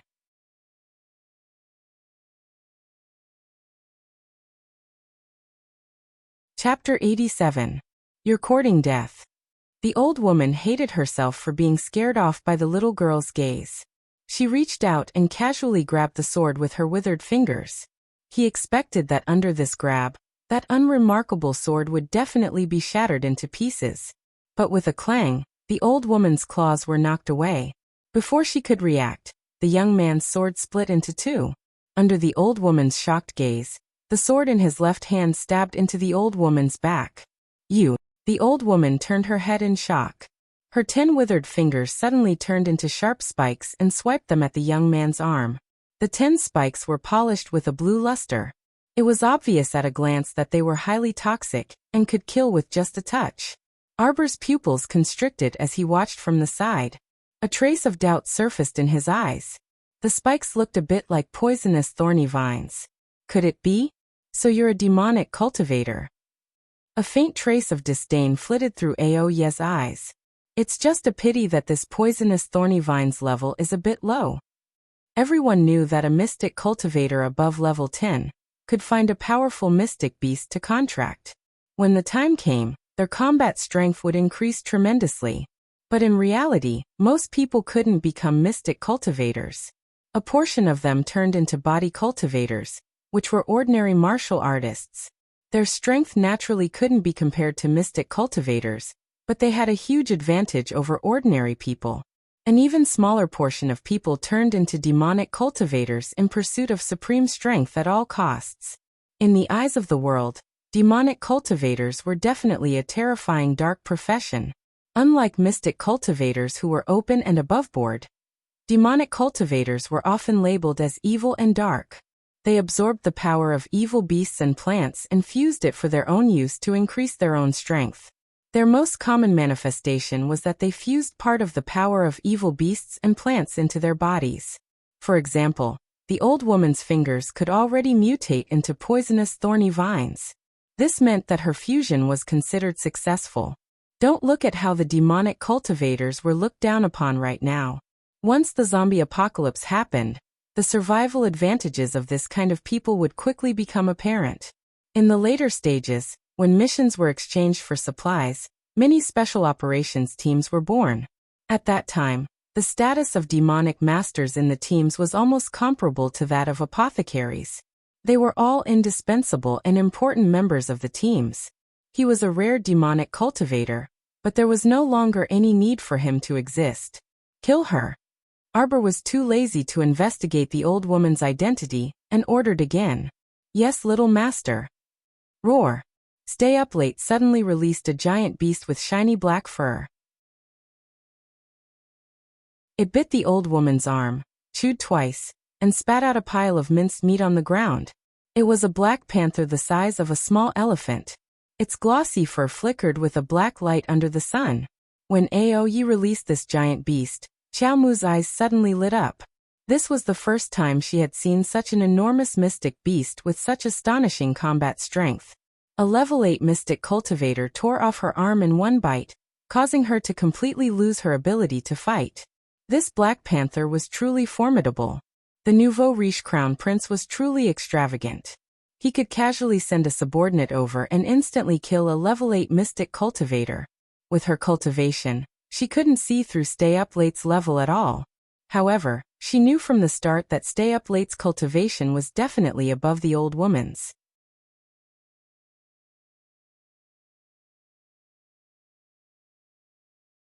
Chapter 88. She knew from the start that Aoye's cultivation was higher than the old woman's. So the old woman was dead for sure. She wasn't using her power to bully others, but to protect herself. Every man for himself. She didn't want to die, so it was better for the old woman to die. The old woman had never thought that she would die in this small mountain village. Her single eye glared fiercely at the little girl who was walking towards her step by step. Little girl, if you kill me, you will never have a day of peace. My sect won't let you go. Your whole family will pay with their lives.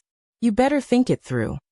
After he finished speaking, he saw the little girl reveal a trace of ghostly sneer at him. What a load of nonsense. The black ferrule suddenly landed in her hand, and she smacked the old woman's face with it. The old woman's head was covered in blood, and her breathing became sluggish. Aoye, don't you know that the first time we saw Little Master, she was killing people by the smelly ditch? Do you think such a savage little girl will listen to your threats? Haha. Crush her life lantern and kill her, Arbor said coldly. At this point, the old woman finally understood that the little child before her really wanted to take her life. How do you know about life lanterns? The old woman's lips trembled, and her entire body and soul trembled. Arbor wasn't interested in answering her. Instead, She stared at her with her dark eyes for a while, then asked softly, "What is a puppet ghost?" The old woman's body couldn't help but tremble. Even she didn't realize that she was trembling like a quail in front of this 6 or 7-year-old girl. "I don't know what you're talking about. Little master, this person should be an elder of the Ghoul sect. The Ghoul sect has an extremely secretive secret technique, called the puppet technique. They can refine young boys and girls into puppets. From then on, they'll be slaves and have no thoughts or emotions. They'll completely listen to their master's orders, like puppets on strings." Xiao Mu suddenly smiled at the old woman. But this smile only caused the old woman's entire body to tremble even more violently. She didn't know if it was a smile or not. The lines on the little girl's face didn't change, and her eyes were cold as if they contained ice shards. Only her little mouth moved as if it was opening, and her rigid little face was still paralyzed. Her smile was uncoordinated, and it gave people goosebumps. "You want to refine me into a puppet?" Xiao Mu suddenly moved. She shattered the old woman's chin with a kick and abruptly dashed up like she had gone mad. She ruthlessly smashed the ferrule on her body, as if she wanted to use her entire life's strength on this old woman. "Trash like you who take other people's lives at the drop of a hat. What need do you have to live in this world? Dogs like you who don't care about other people's wishes and treat innocent people like kittens and puppies as puppets and slaves are the ones who should die first. Die." Arbor's emotions exploded. He fiercely wielded the black ferrule in his hand and smashed it on the old woman's face, body, and head. "You're the kittens and puppies. You're the puppet slaves. You're the one. I'll let you refine me into a puppet. I'll let you treat me like a kitten or a dog. Go to hell, die." The little girl's eyes flashed with a fierceness that didn't match her age. She viciously smashed the ferrule on the back of the old woman's head, smashing it like a watermelon. Stay Up Late immediately rushed forward and grabbed the old woman's life lantern and crushed it. He saw the little girl holding the ferrule tightly with both hands. Her dark eyes were like whirlpools, so dark that no light could be seen.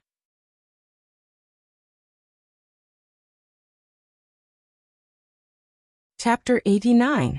Stay Up Late's heart skipped a beat. Seeing the little girl's demonic expression, he hurriedly bowed and called out, "Little master." Xiao Mu's chilly gaze landed on the old woman's mangled body on the ground. There was clearly not a single person in her pitch-black and serene eyes. Little master." Stay Up Late's expression changed slightly. He raised his voice slightly to pull Arbor out of her emotions. The little hand that was tightly holding the ferrule loosened in an instant. Her frosty little face relaxed a little. She turned her head to look at the anxious black-clothed youth and nodded. "I'm fine. Dispose of the body. Don't leave any traces behind." "Yes." Stay Up Late nodded. He skillfully picked up the old woman's body and sprinkled some white powder on the ground with his left hand. The puddle of blood quickly dried up and disappeared. The yard seemed to have returned to its usual calm. But Arbor's heart could not calm down. She lowered her head and looked at Brother who was lying in the corner with his eyes closed. She subconsciously clenched her fists tightly. She knew very well that stopping the bleeding on the chest would not be of much use. The old woman's attack had caused serious damage to Brother who's internal organs. No one in this small mountain village could heal him. "Little master, this little brother's injuries are serious. He might not live." Stay Up Late knew that the little girl was upset and wanted to comfort her. Arbor nodded and interrupted him. "Go take care of it." "Yes." Stay Up Late took 2 steps forward with the old woman. He heard the little girl's soft voice behind him. "I've troubled you. Next time, I'll be more careful." Stay Up Late paused for a moment. He did not know why, but his emotions were inexplicably complicated. She was so young, but her expression made it seem as if she had experienced the vicissitudes of life for decades. Just looking at her made one's heart ache. Stay Up Late cupped his fists and said, "I'm not afraid of trouble." He carried the old woman's body up the roof and disappeared in a few leaps. Arbor carried the unconscious Xiaohu into the house. She sat by the child's bed in a daze for a long time. Her cold little hand held the boy's rough palm. "Little tiger." Arbor's voice couldn't help but choke. She held the boy's hand tightly, her heart mixed with a touch of sadness. Could this be fate? In his previous life, little Tiger had been torn to shreds by a corpse hag. Second uncle had joined the operation team and accepted missions to kill corpse hags to avenge his son. In the end, he had lost his life in a level 5 mission. She had thought that in this life, she would do her best to change the fate of the father and son, but who would have thought? It was her fault for being careless. She shouldn't have let the little tiger stay outside the door, and she shouldn't have taken out the heart of paradise so rashly. The crown prince had already warned her. It was her ignorance that had harmed others and herself. It was her fault. Xiaomu sat on the edge of the bed with her head lowered. She tightly grasped the boy's hands and pressed them against her forehead with her eyes closed. She continuously used her small hands to forcefully knock against her forehead, completely unaware that her small hands holding the boy's hands were emitting a faint green light. Master, don't torture yourself anymore. This is just a small wound. You used to be able to heal it with a single golden needle. Xiaomu raised her head in shock and looked around. Other than Xiaohu, who was lying on the bed on the verge of death, she was the only one in the room. Who's talking?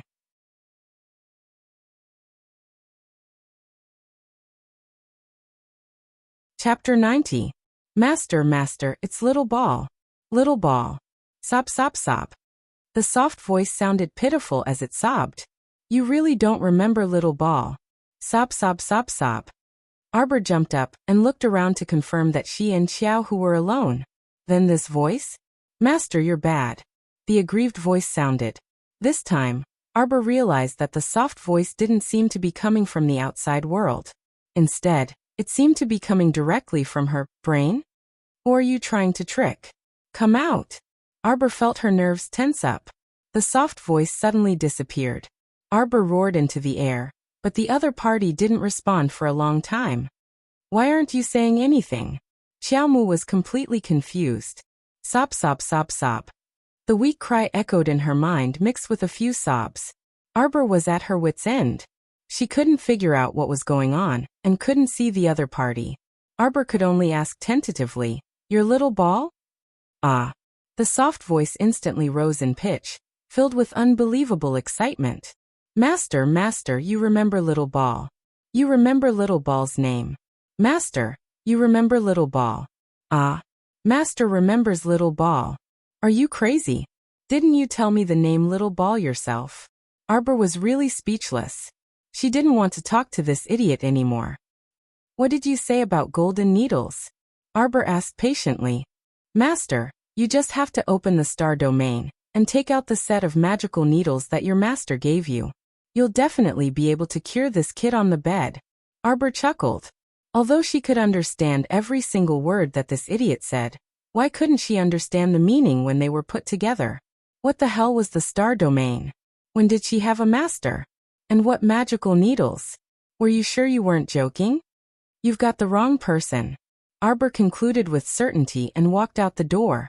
No matter what, she had to try to get someone to treat little ball. Even if there was only a slim chance of survival, she had to try. Master, how could Qiuqiu recognize the wrong person? You're Qiuqiu's master. We've lived and died together for so long. I'm master's only Qiuqiu. Arbor stepped out of the door, his delicate eyebrows furrowed. There was a nagging voice that kept echoing in his mind. Qiuqiu, he really wanted to slap it to death. Master, why don't you use your inner vision? Qiuqiu is in your Dantian's mystic domain. Qiuqiu won't lie to master. Master. What a noisy baby. Wait a minute. Arbor stopped and stared at the tree.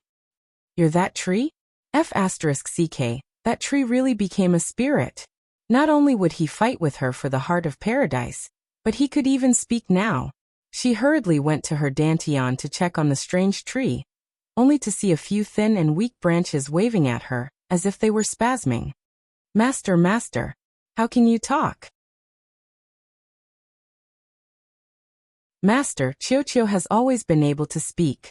It's just that after most of Master's strength was sealed, Qiuqiu and Master went through life and death together, so we were also sealed.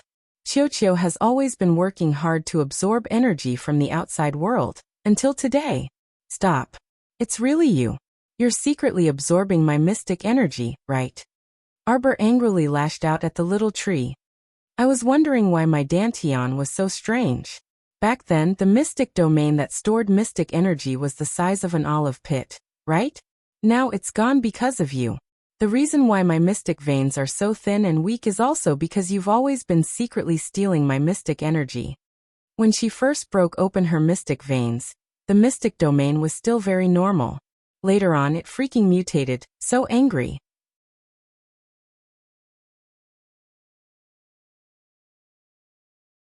Chapter 91. Woo. Master, Qiuqiu is very useful. Qiuqiu's leaves can not only increase one's mystic energy, it can also strengthen one's body and prolong one's life. Woo-woo. Also, Qiuqiu can bloom and bear fruit in the future. If Master eats the holy fruit, your cultivation will at least increase by 2 levels. Feeling that its little master was disdainful of it, the sapling sobbed. Along with its sobs, the tree's body even trembled back and forth, looking very pitiful. Arbor was speechless for a moment, looking at its bare sapling. Then where are your leaves? My leaves have all been plucked by Master to feed those 2 foodies, woo-woo-woo. Speaking of this, Qiuqiu felt very sad. This unscrupulous master, as long as she saw that it had grown leaves, she would take them all away. Arbor's mouth twitched. Seeing how pitiful it was crying, she couldn't help but say, I definitely didn't pluck them. And even if I did, I wouldn't have plucked all of them. In any case, I would have left you 2 to cover up your ugliness. Although you make it sound like I really did this unscrupulous thing, I'm very clear that I didn't do it. Arbor chuckled coldly. It's you, it's you, it's you. Master, don't be so stubborn. Whether you plucked them or not, who else could be clearer than it? And who's a foodie? Arbor glanced at the sapling in annoyance. Get lost, how am I a foodie? Arbor, who obviously didn't hear what the sapling said, thought that the sapling was dissing her. Although I buried a lot of meat buns in my inner world, I didn't eat a single one. How can I be a foodie? I definitely won't admit it. Alright, you stay here. I still have things to do. Arbor couldn't be bothered to talk nonsense with the sapling. She would ask it about the mystic domain next time. Right now, she was rushing to find a doctor. Master, why are you looking for a doctor? You can treat it yourself. Also, how can those country bumpkin doctors have the ability to treat this brat's internal injuries? Although this sapling spoke as if it was true, she was very clear that from her previous life to this life, she had never studied medicine. Cure my ass. Master, why don't I try and see if I can get a healing pill from the star field? That's a top-grade pill made by your godly Dr. Master. It's guaranteed to cure all illnesses. Why bother looking for a village doctor? Crazy. Xiaomu couldn't help but roll her eyes. Why couldn't she remember having a godly doctor as her master? He didn't want to talk to this weird tree anymore. Master, wait. Seeing that its little master clearly didn't believe it, the sapling became anxious.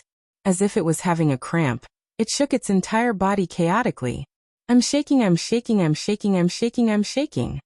The little tree trembled so much that its branches danced in the air. If it could transform into a human form, it would probably be in tears by now. How tiring. He had to expend so much effort just to retrieve a single healing pill. How pitiful. In the past, he wouldn't have needed to expend so much effort. Just as Qiaomu's patience was about to run out, she saw a glaring golden light appear at the top of the small tree and disappear in a flash. A round crimson pill suddenly popped out from under the tree root. Qiaomu was a bit dumbfounded, and she reflexively reached out to catch that pill. Little master, I'm so tired. The sapling's voice was clearly much weaker, and it was no longer as lively as before. I need to rest for a while. I can't see little master for the next 2 days. Also, don't snatch Paradise Planet. I need it to recover. The sapling's voice disappeared. Arbor was a little irritated as he looked inside himself. He saw that the sapling's bare branches were drooping in exhaustion, and the green light that covered the tree's body was much dimmer. The child retracted her gaze and lowered her head to look at the pill in her hand. A faint medicinal fragrance lingered in the air. Arbor's eyes were filled with confusion.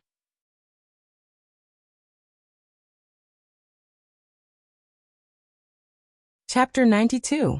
The pill melted as soon as it entered his mouth, and in less than 15 minutes, Xiao Hu's pale little face gradually turned rosy. Xiao Mu sat beside him on the bed, in a daze for a long time. In her previous life, her mystic meridians opened at the age of 16. In this life, she opened her mystic meridians at the age of 7.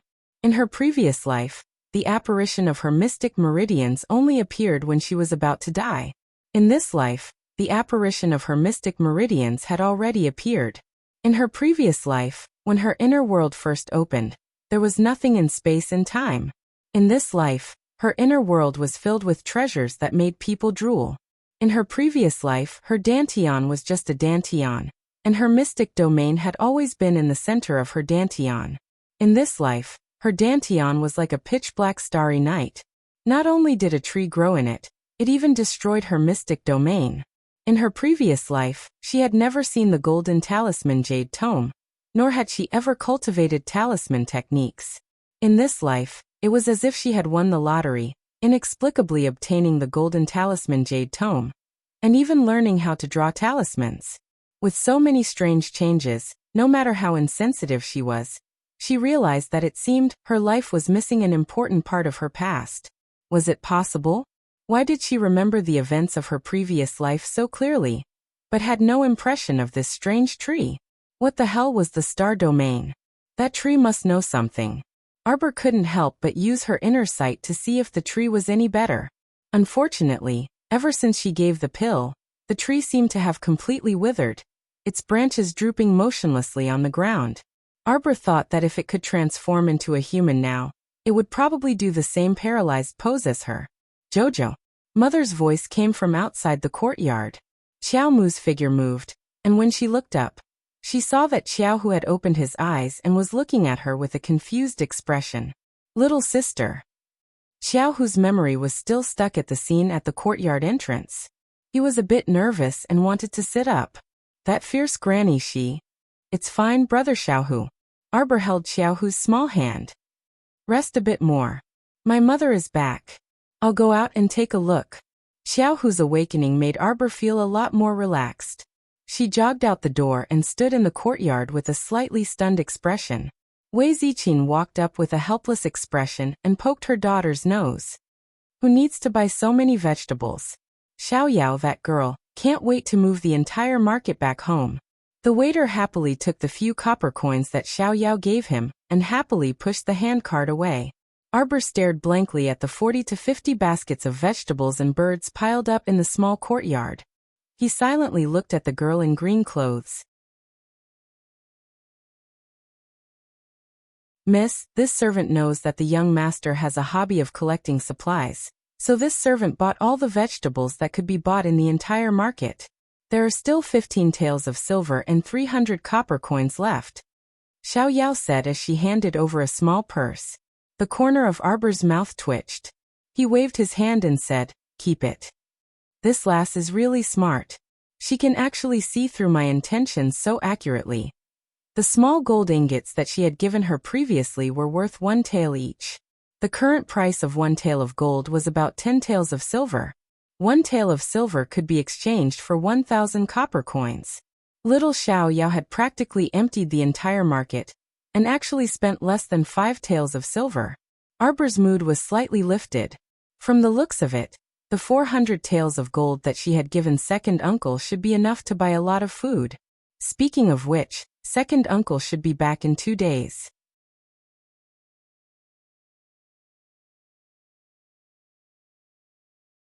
Chapter 93. On the other hand, Wei Ziqin looked at the 50-something baskets of vegetables in front of her with a slightly worried expression. It was true that mystic cultivators had inner worlds, but could her daughter's tiny inner world hold so many things? Although Wei Ziqin was a normal person, she still had common sense about the size of a mystic cultivator's inner world. Jojo, where are the things from the dozen or so carts from before? Wei Ziqin suddenly recalled that compared to the dozens of baskets of vegetables, the dozen or so carts of supplies that had been shipped over in the morning were even more troublesome. There were more than 100 boxes of clothes alone. How could her small inner world hold them all? Arbor tilted her head in thought before taking out 4 storage talismans, and waving at her mother and Xiao Yao. Mom, Xiao Yao, help me divide these vegetables first. 15 minutes later, Wei Ziqin and Xiao Yao helped Arbor divide the things in the baskets into categories according to vegetables, meat and poultry, and spread them all over the ground. Look, this is called a storage talisman. Arbor waved the yellow talismans in her hand at Wei Ziqin and Xiao Yao before swiping 2 fingers over one of the storage talismans. After a faint yellow halo flashed, all the vegetables on the ground were stored into the storage talisman by Arbor. She then put away the storage talisman that was full of vegetables and took out another one. Following the same pattern, she stored all the meat and eggs on the ground into this storage talisman. She then sighed in relief and said, "This type of storage talisman is only 1 cubic meter in size. The storage space is limited, and each item can only be stored 100 times. So there's no need to put these baskets that take up space inside." Our dear Qiao Hu, who had come in response, was like a country bumpkin. He gaped in shock and looked at his eldest sister like she was an immortal. Let alone Qiao Hu. Even Wei Ziqin had never seen a storage talisman before. On the other hand, Xiao Yao knew a bit about the rarity of storage talismans, so she looked at her little master with sparkling eyes. Time and space inside a storage talisman are relatively still. Without special circumstances, the items stored inside won't change at all. After saying that, Arbor stuffed a yellow talisman and a blue talisman into her mother's hand. Mom, drip 2 drops of blood on these 2 talismans, and you'll see how big the storage space is. Wei Ziqin's was like she had received a hot potato and hurriedly waved her hand. Mom doesn't want it. Mom is just a normal person. What do I need these mystic cultivator artifacts for? Qiao Mu remained impassive. Mother. She grabbed her mother's hand and walked to a wooden stool at the side to sit down. Actually, when I was kidnapped by human traffickers after school, there were some things that I didn't tell you clearly. Wei Ziqin felt like her heart was about to jump out of her chest. Looking at her daughter's expressionless face, she nervously held her hand and asked, "What is it?" Actually, the people who caught me that day were from an evil sect. They saw that I became a mystic cultivator at such a young age, and felt that I was very useful. They wanted to make me into a puppet ghost for the evil sect to use. Arbor made up a story without blushing or skipping a beat. Wei Ziqin's face immediately turned pale. Although she didn't know what the name puppet ghost was, she felt that it was very terrifying just from hearing it. So her Jojo had actually experienced such a dangerous incident. Wei Ziqin tightly grasped her daughter's hand and urged, "And then that youth saved daughter, and even gave daughter quite a few of these storage talismans." Xiao Mu's face was stoic as she continued to make up the story without blinking. "The youth said that we shouldn't stay here for long. Daughter has already been targeted by those evil sect people, so we must leave Quoto village."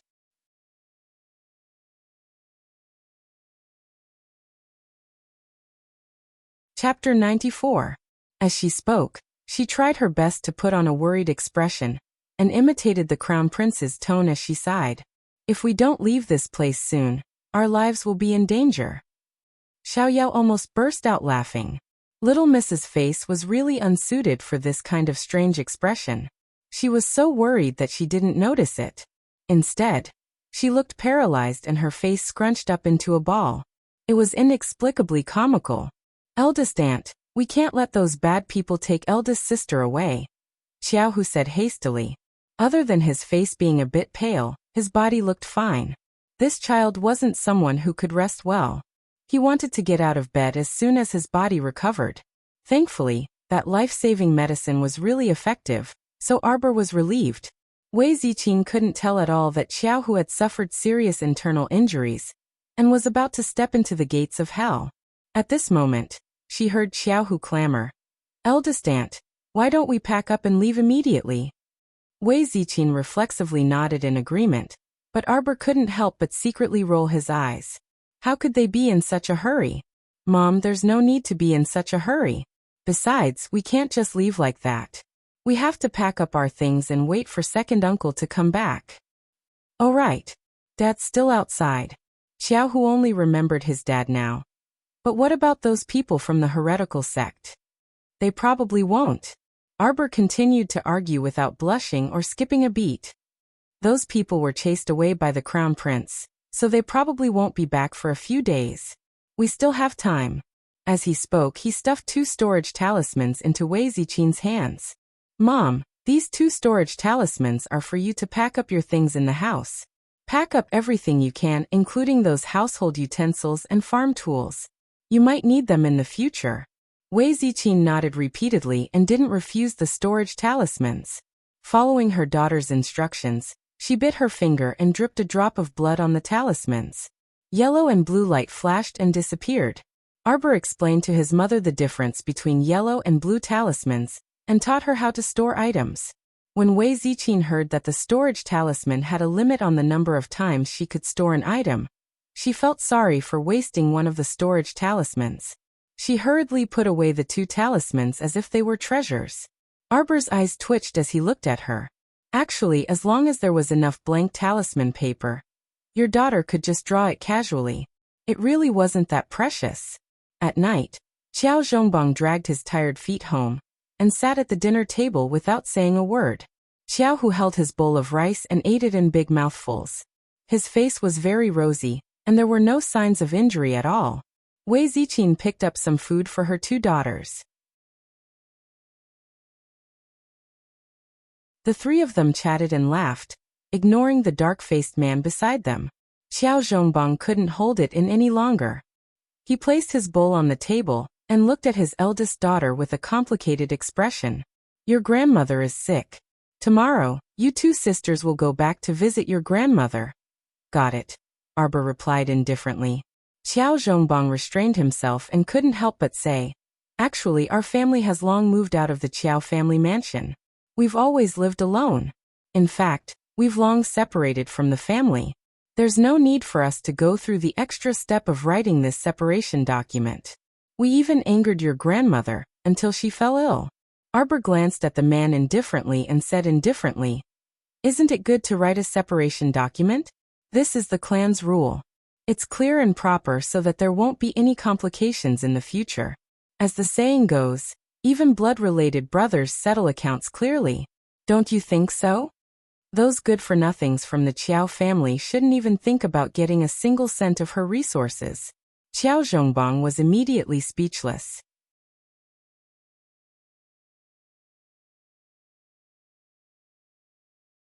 Chapter 95. The next day, Arbor carried the round little bun Jolin to the old madam's mansion.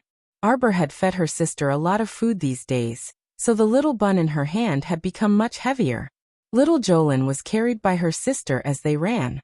She clapped her hands from time to time and called out softly, "Sister, sister." Looking at her happy expression, she couldn't wait for her sister to run faster and fly for a while. At this time, the sky was just beginning to brighten. Arbor deliberately ran to the Qiao family's mansion early in the morning with her little sister and started banging on the door. The doorkeeper opened the door sleepily and looked at the 2 girls in front of him with a baffled expression. He naturally recognized these 2 girls from the First Branch family, but the old madam had never liked them. Now that they came to disturb her sleep so early in the morning, his attitude was not polite. Father told us to come visit grandmother. Arbor's little face was cold as she carried the little bun in one hand and was about to step through the door. The doorkeeper hurriedly blocked the 2 of them at the door and said impatiently, "Wait, I have to go get someone to inform grandmother." Arbor shook the little bun in her hand. Jolin immediately remembered what her sister said to her on the way here. "Lin, when we reach grandmother's door, just cry. Don't say anything. We'll cry all the way back. When you're done crying, sister will give you meat buns when we get home."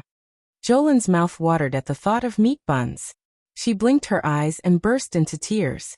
Her voice was full of emotion as tears streamed down her face. "Grandmother! Grandmother!"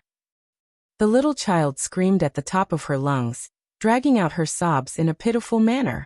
Xiao Mu suddenly felt that her little sister really did have a talent for acting. Look at her acting. Tears came out on a whim. That was pretty good. Although the sky was bright at this time, some of the villagers who were rushing to the fields had already woken up. When they passed by, their eyes curiously glanced at the Qiao family's mansion. The doorkeeper was a bit dumbfounded. He didn't expect the little child to start crying just like that. His hand holding the two children froze in midair. My granddaughter learned that my grandmother was ill and came to visit her. Since grandmother doesn't like it and won't let me in, then I'll come visit another day. Arbor coldly recited a line, picked up the crying Shaoliner, turned around and ran. The gatekeeper was dumbfounded. Hey, little ancestor, can't you let me send someone in to inform them? After receiving her sister's order, Xiaolin really cried all the way back. Xiaomu already knew that the little bun was small, but her voice wasn't small at all. As she cried all the way back, she truly caught everyone's attention. Her small face looked miserable and pitiful, and the villagers all asked each other about it. When they learned that the Arbor sisters had come to greet the old lady out of goodwill, but were chased away, they looked at each other in dismay. It seemed that the rumors about the separation of the Qiao family 2 days ago were true. This old madam of the Qiao family was really unkind. Arbor carried the crying Xiaolin home and coincidentally bumped into Qiao Zhongbang, who was about to leave. Wei Ziqin had just come out of the kitchen after washing the pots and pans. When she saw her little daughter crying, she hurried over to comfort her. When Qiao Zhongbang asked for the reason, his entire face turned awkward. I'm afraid I won't be able to enter grandmother's house in the future, Arbor said with a cold expression. So, do you still need to visit grandmother every now and then to greet her?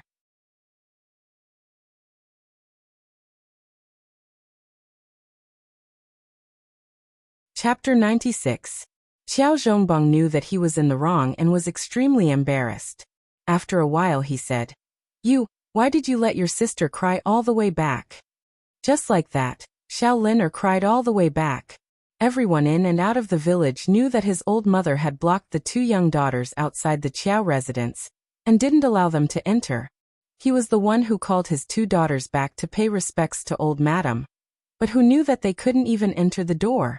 Qiao Zhongbang only felt his face burning. Arbor glanced at him indifferently. Once little sister cries, even mother can't coax her. What he meant was that he was just a baby and really didn't know how to coax little sister to stop her from crying.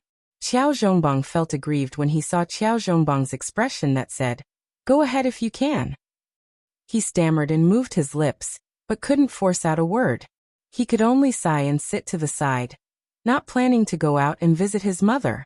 The village was only so big, so the rumor that old madam was unkind and refused to let her two young granddaughters in had reached old madam's ears. Old madam was really wrong this time. She didn't know that Arbor had come and left early in the morning. She was so angry that she fell back and fell sick again.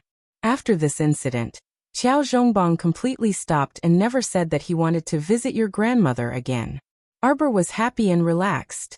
When he was free, he focused on cultivating mystic energy in the room. However, when it was time, he was interrupted by the little foodie knocking on the door. Ever since Arbor used his mystic sense to bring out a white and fat meat bun from the little foodie's inner world, the little foodie started thinking about it and begged to eat it again and again. She even learned how to hug someone's thigh and was like a burden that couldn't be shaken off. At this time, the little foodie was sick of it again. She hugged her sister's arm and refused to let go. She kept mumbling about meat buns, and it was simply demonic. Wei Ziqin didn't know whether to laugh or cry. She went forward to hug her younger daughter and coaxed, How about mother make meat buns for you? Sister has meat buns, sister has meat buns. Wei Ziqin was speechless. She didn't like her mother's buns. Wei Ziqin only thought that Xiao Mu had bought meat buns for this little glutton ancestor to eat when she wasn't home. Xiao, where did you buy these meat buns from? They look delicious.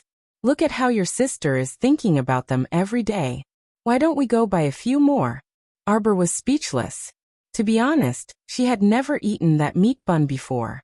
How would he know if it tasted good? Sister has it, sister has it.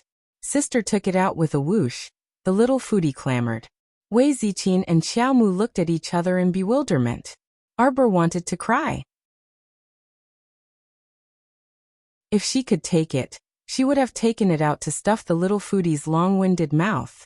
However, the last time she had used her mystic sense to fish out a meat bun with great difficulty, the gate to the inner world had been tightly shut, not allowing her mystic sense to enter again.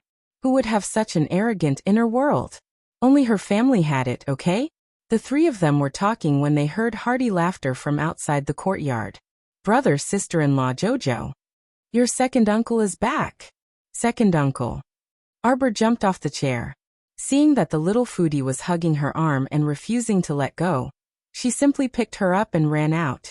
She talked to the little foodie along the way. Sister has peaches. If you're good, I'll give them to you tonight. If you're not, you don't have any. When the little foodie heard that there were peaches, she immediately stopped making a fuss and nodded repeatedly. Sister, I'll be good. Then you're not allowed to talk. The little foodie immediately reached out two chubby little hands and covered her little mouth with them.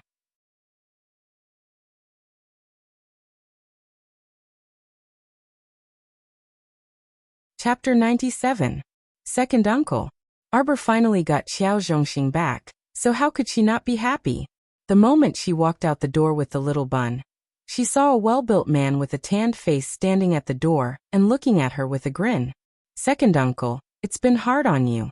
Second Uncle had been running around outside for a while, so it looked like he was quite busy. Fortunately, there was Second Uncle to help her purchase supplies. Otherwise, with her young age of 7, her hands and feet wouldn't be able to do anything. Second younger brother, you're back. Come in and take a seat. Your older brother is also in the room. Wei Ziqin went out to welcome him with a smile. No need, eldest sister-in-law. I'll rest after I'm done. Xiao Zhongxing shook his head with a smile and gestured to Arbor. Jojo, let's go. There are too many things, so we can't drag them into the village. Second Uncle asked the convoy to gather at the foot of Hulun Mountain. Let's go over and take a look. Okay. Xiaomu nodded and inwardly praised Second Uncle.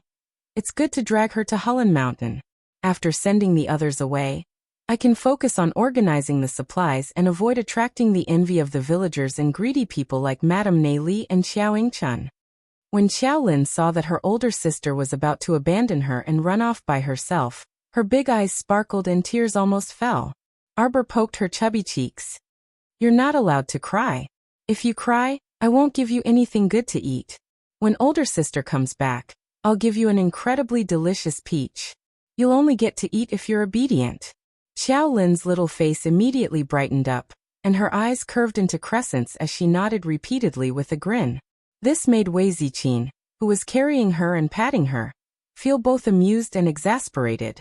After comforting his little sister, Arbor caught up with Second Uncle and quickened his pace toward the foot of Hulun Mountain. The area along Hulun Mountain was very barren, so Xiao Zhongxing wasn't worried that the villagers would run there and see this large batch of supplies. He walked briskly and said to Arbor with a smile, Jojo, Second Uncle didn't let you down this time. I've bought almost everything you wanted. Now, can you tell me why Jojo is buying so many things? Arbor nodded and used the same excuse he used to fool his mother to fool his second uncle again. The latter had a solemn expression on his face when he heard that. In that case, we should move out of Quoto village as soon as possible. Why don't we go to Fong village? Arbor hurriedly shook his head. Second uncle, Fong village is too close to here. We can't guarantee that our enemies from the evil sects will find us. For the sake of safety, it's best that we immediately depart for Shijiu City. Shijiu City has city guards, so even if the evil sect chases after us, they have to consider the consequences before making a move. Naturally, they won't dare to openly attack us. Xiao Zhongxing nodded as he listened, and he couldn't help but sigh in his heart at his niece's thoughtfulness. It was difficult for her to be so considerate at such a young age, and it truly made some adults feel inferior. All right, then let's hurry up and set off after we finish collecting the supplies.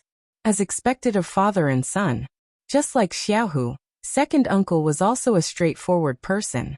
Arbor was somewhat helpless. He followed second uncle to the gathering point of the convoy. At a glance, there were at least 25 to 26 carriages. Arbor was in a good mood, thinking that second uncle must have spent all the money before returning. Spending money was great. This money would be worthless in a few days. At that time, even if you brought out a large amount of gold, silver, pearls and jade, There might not be anyone who would exchange it for a bun in your hand. Come Jojo, second uncle will tell you about these goods.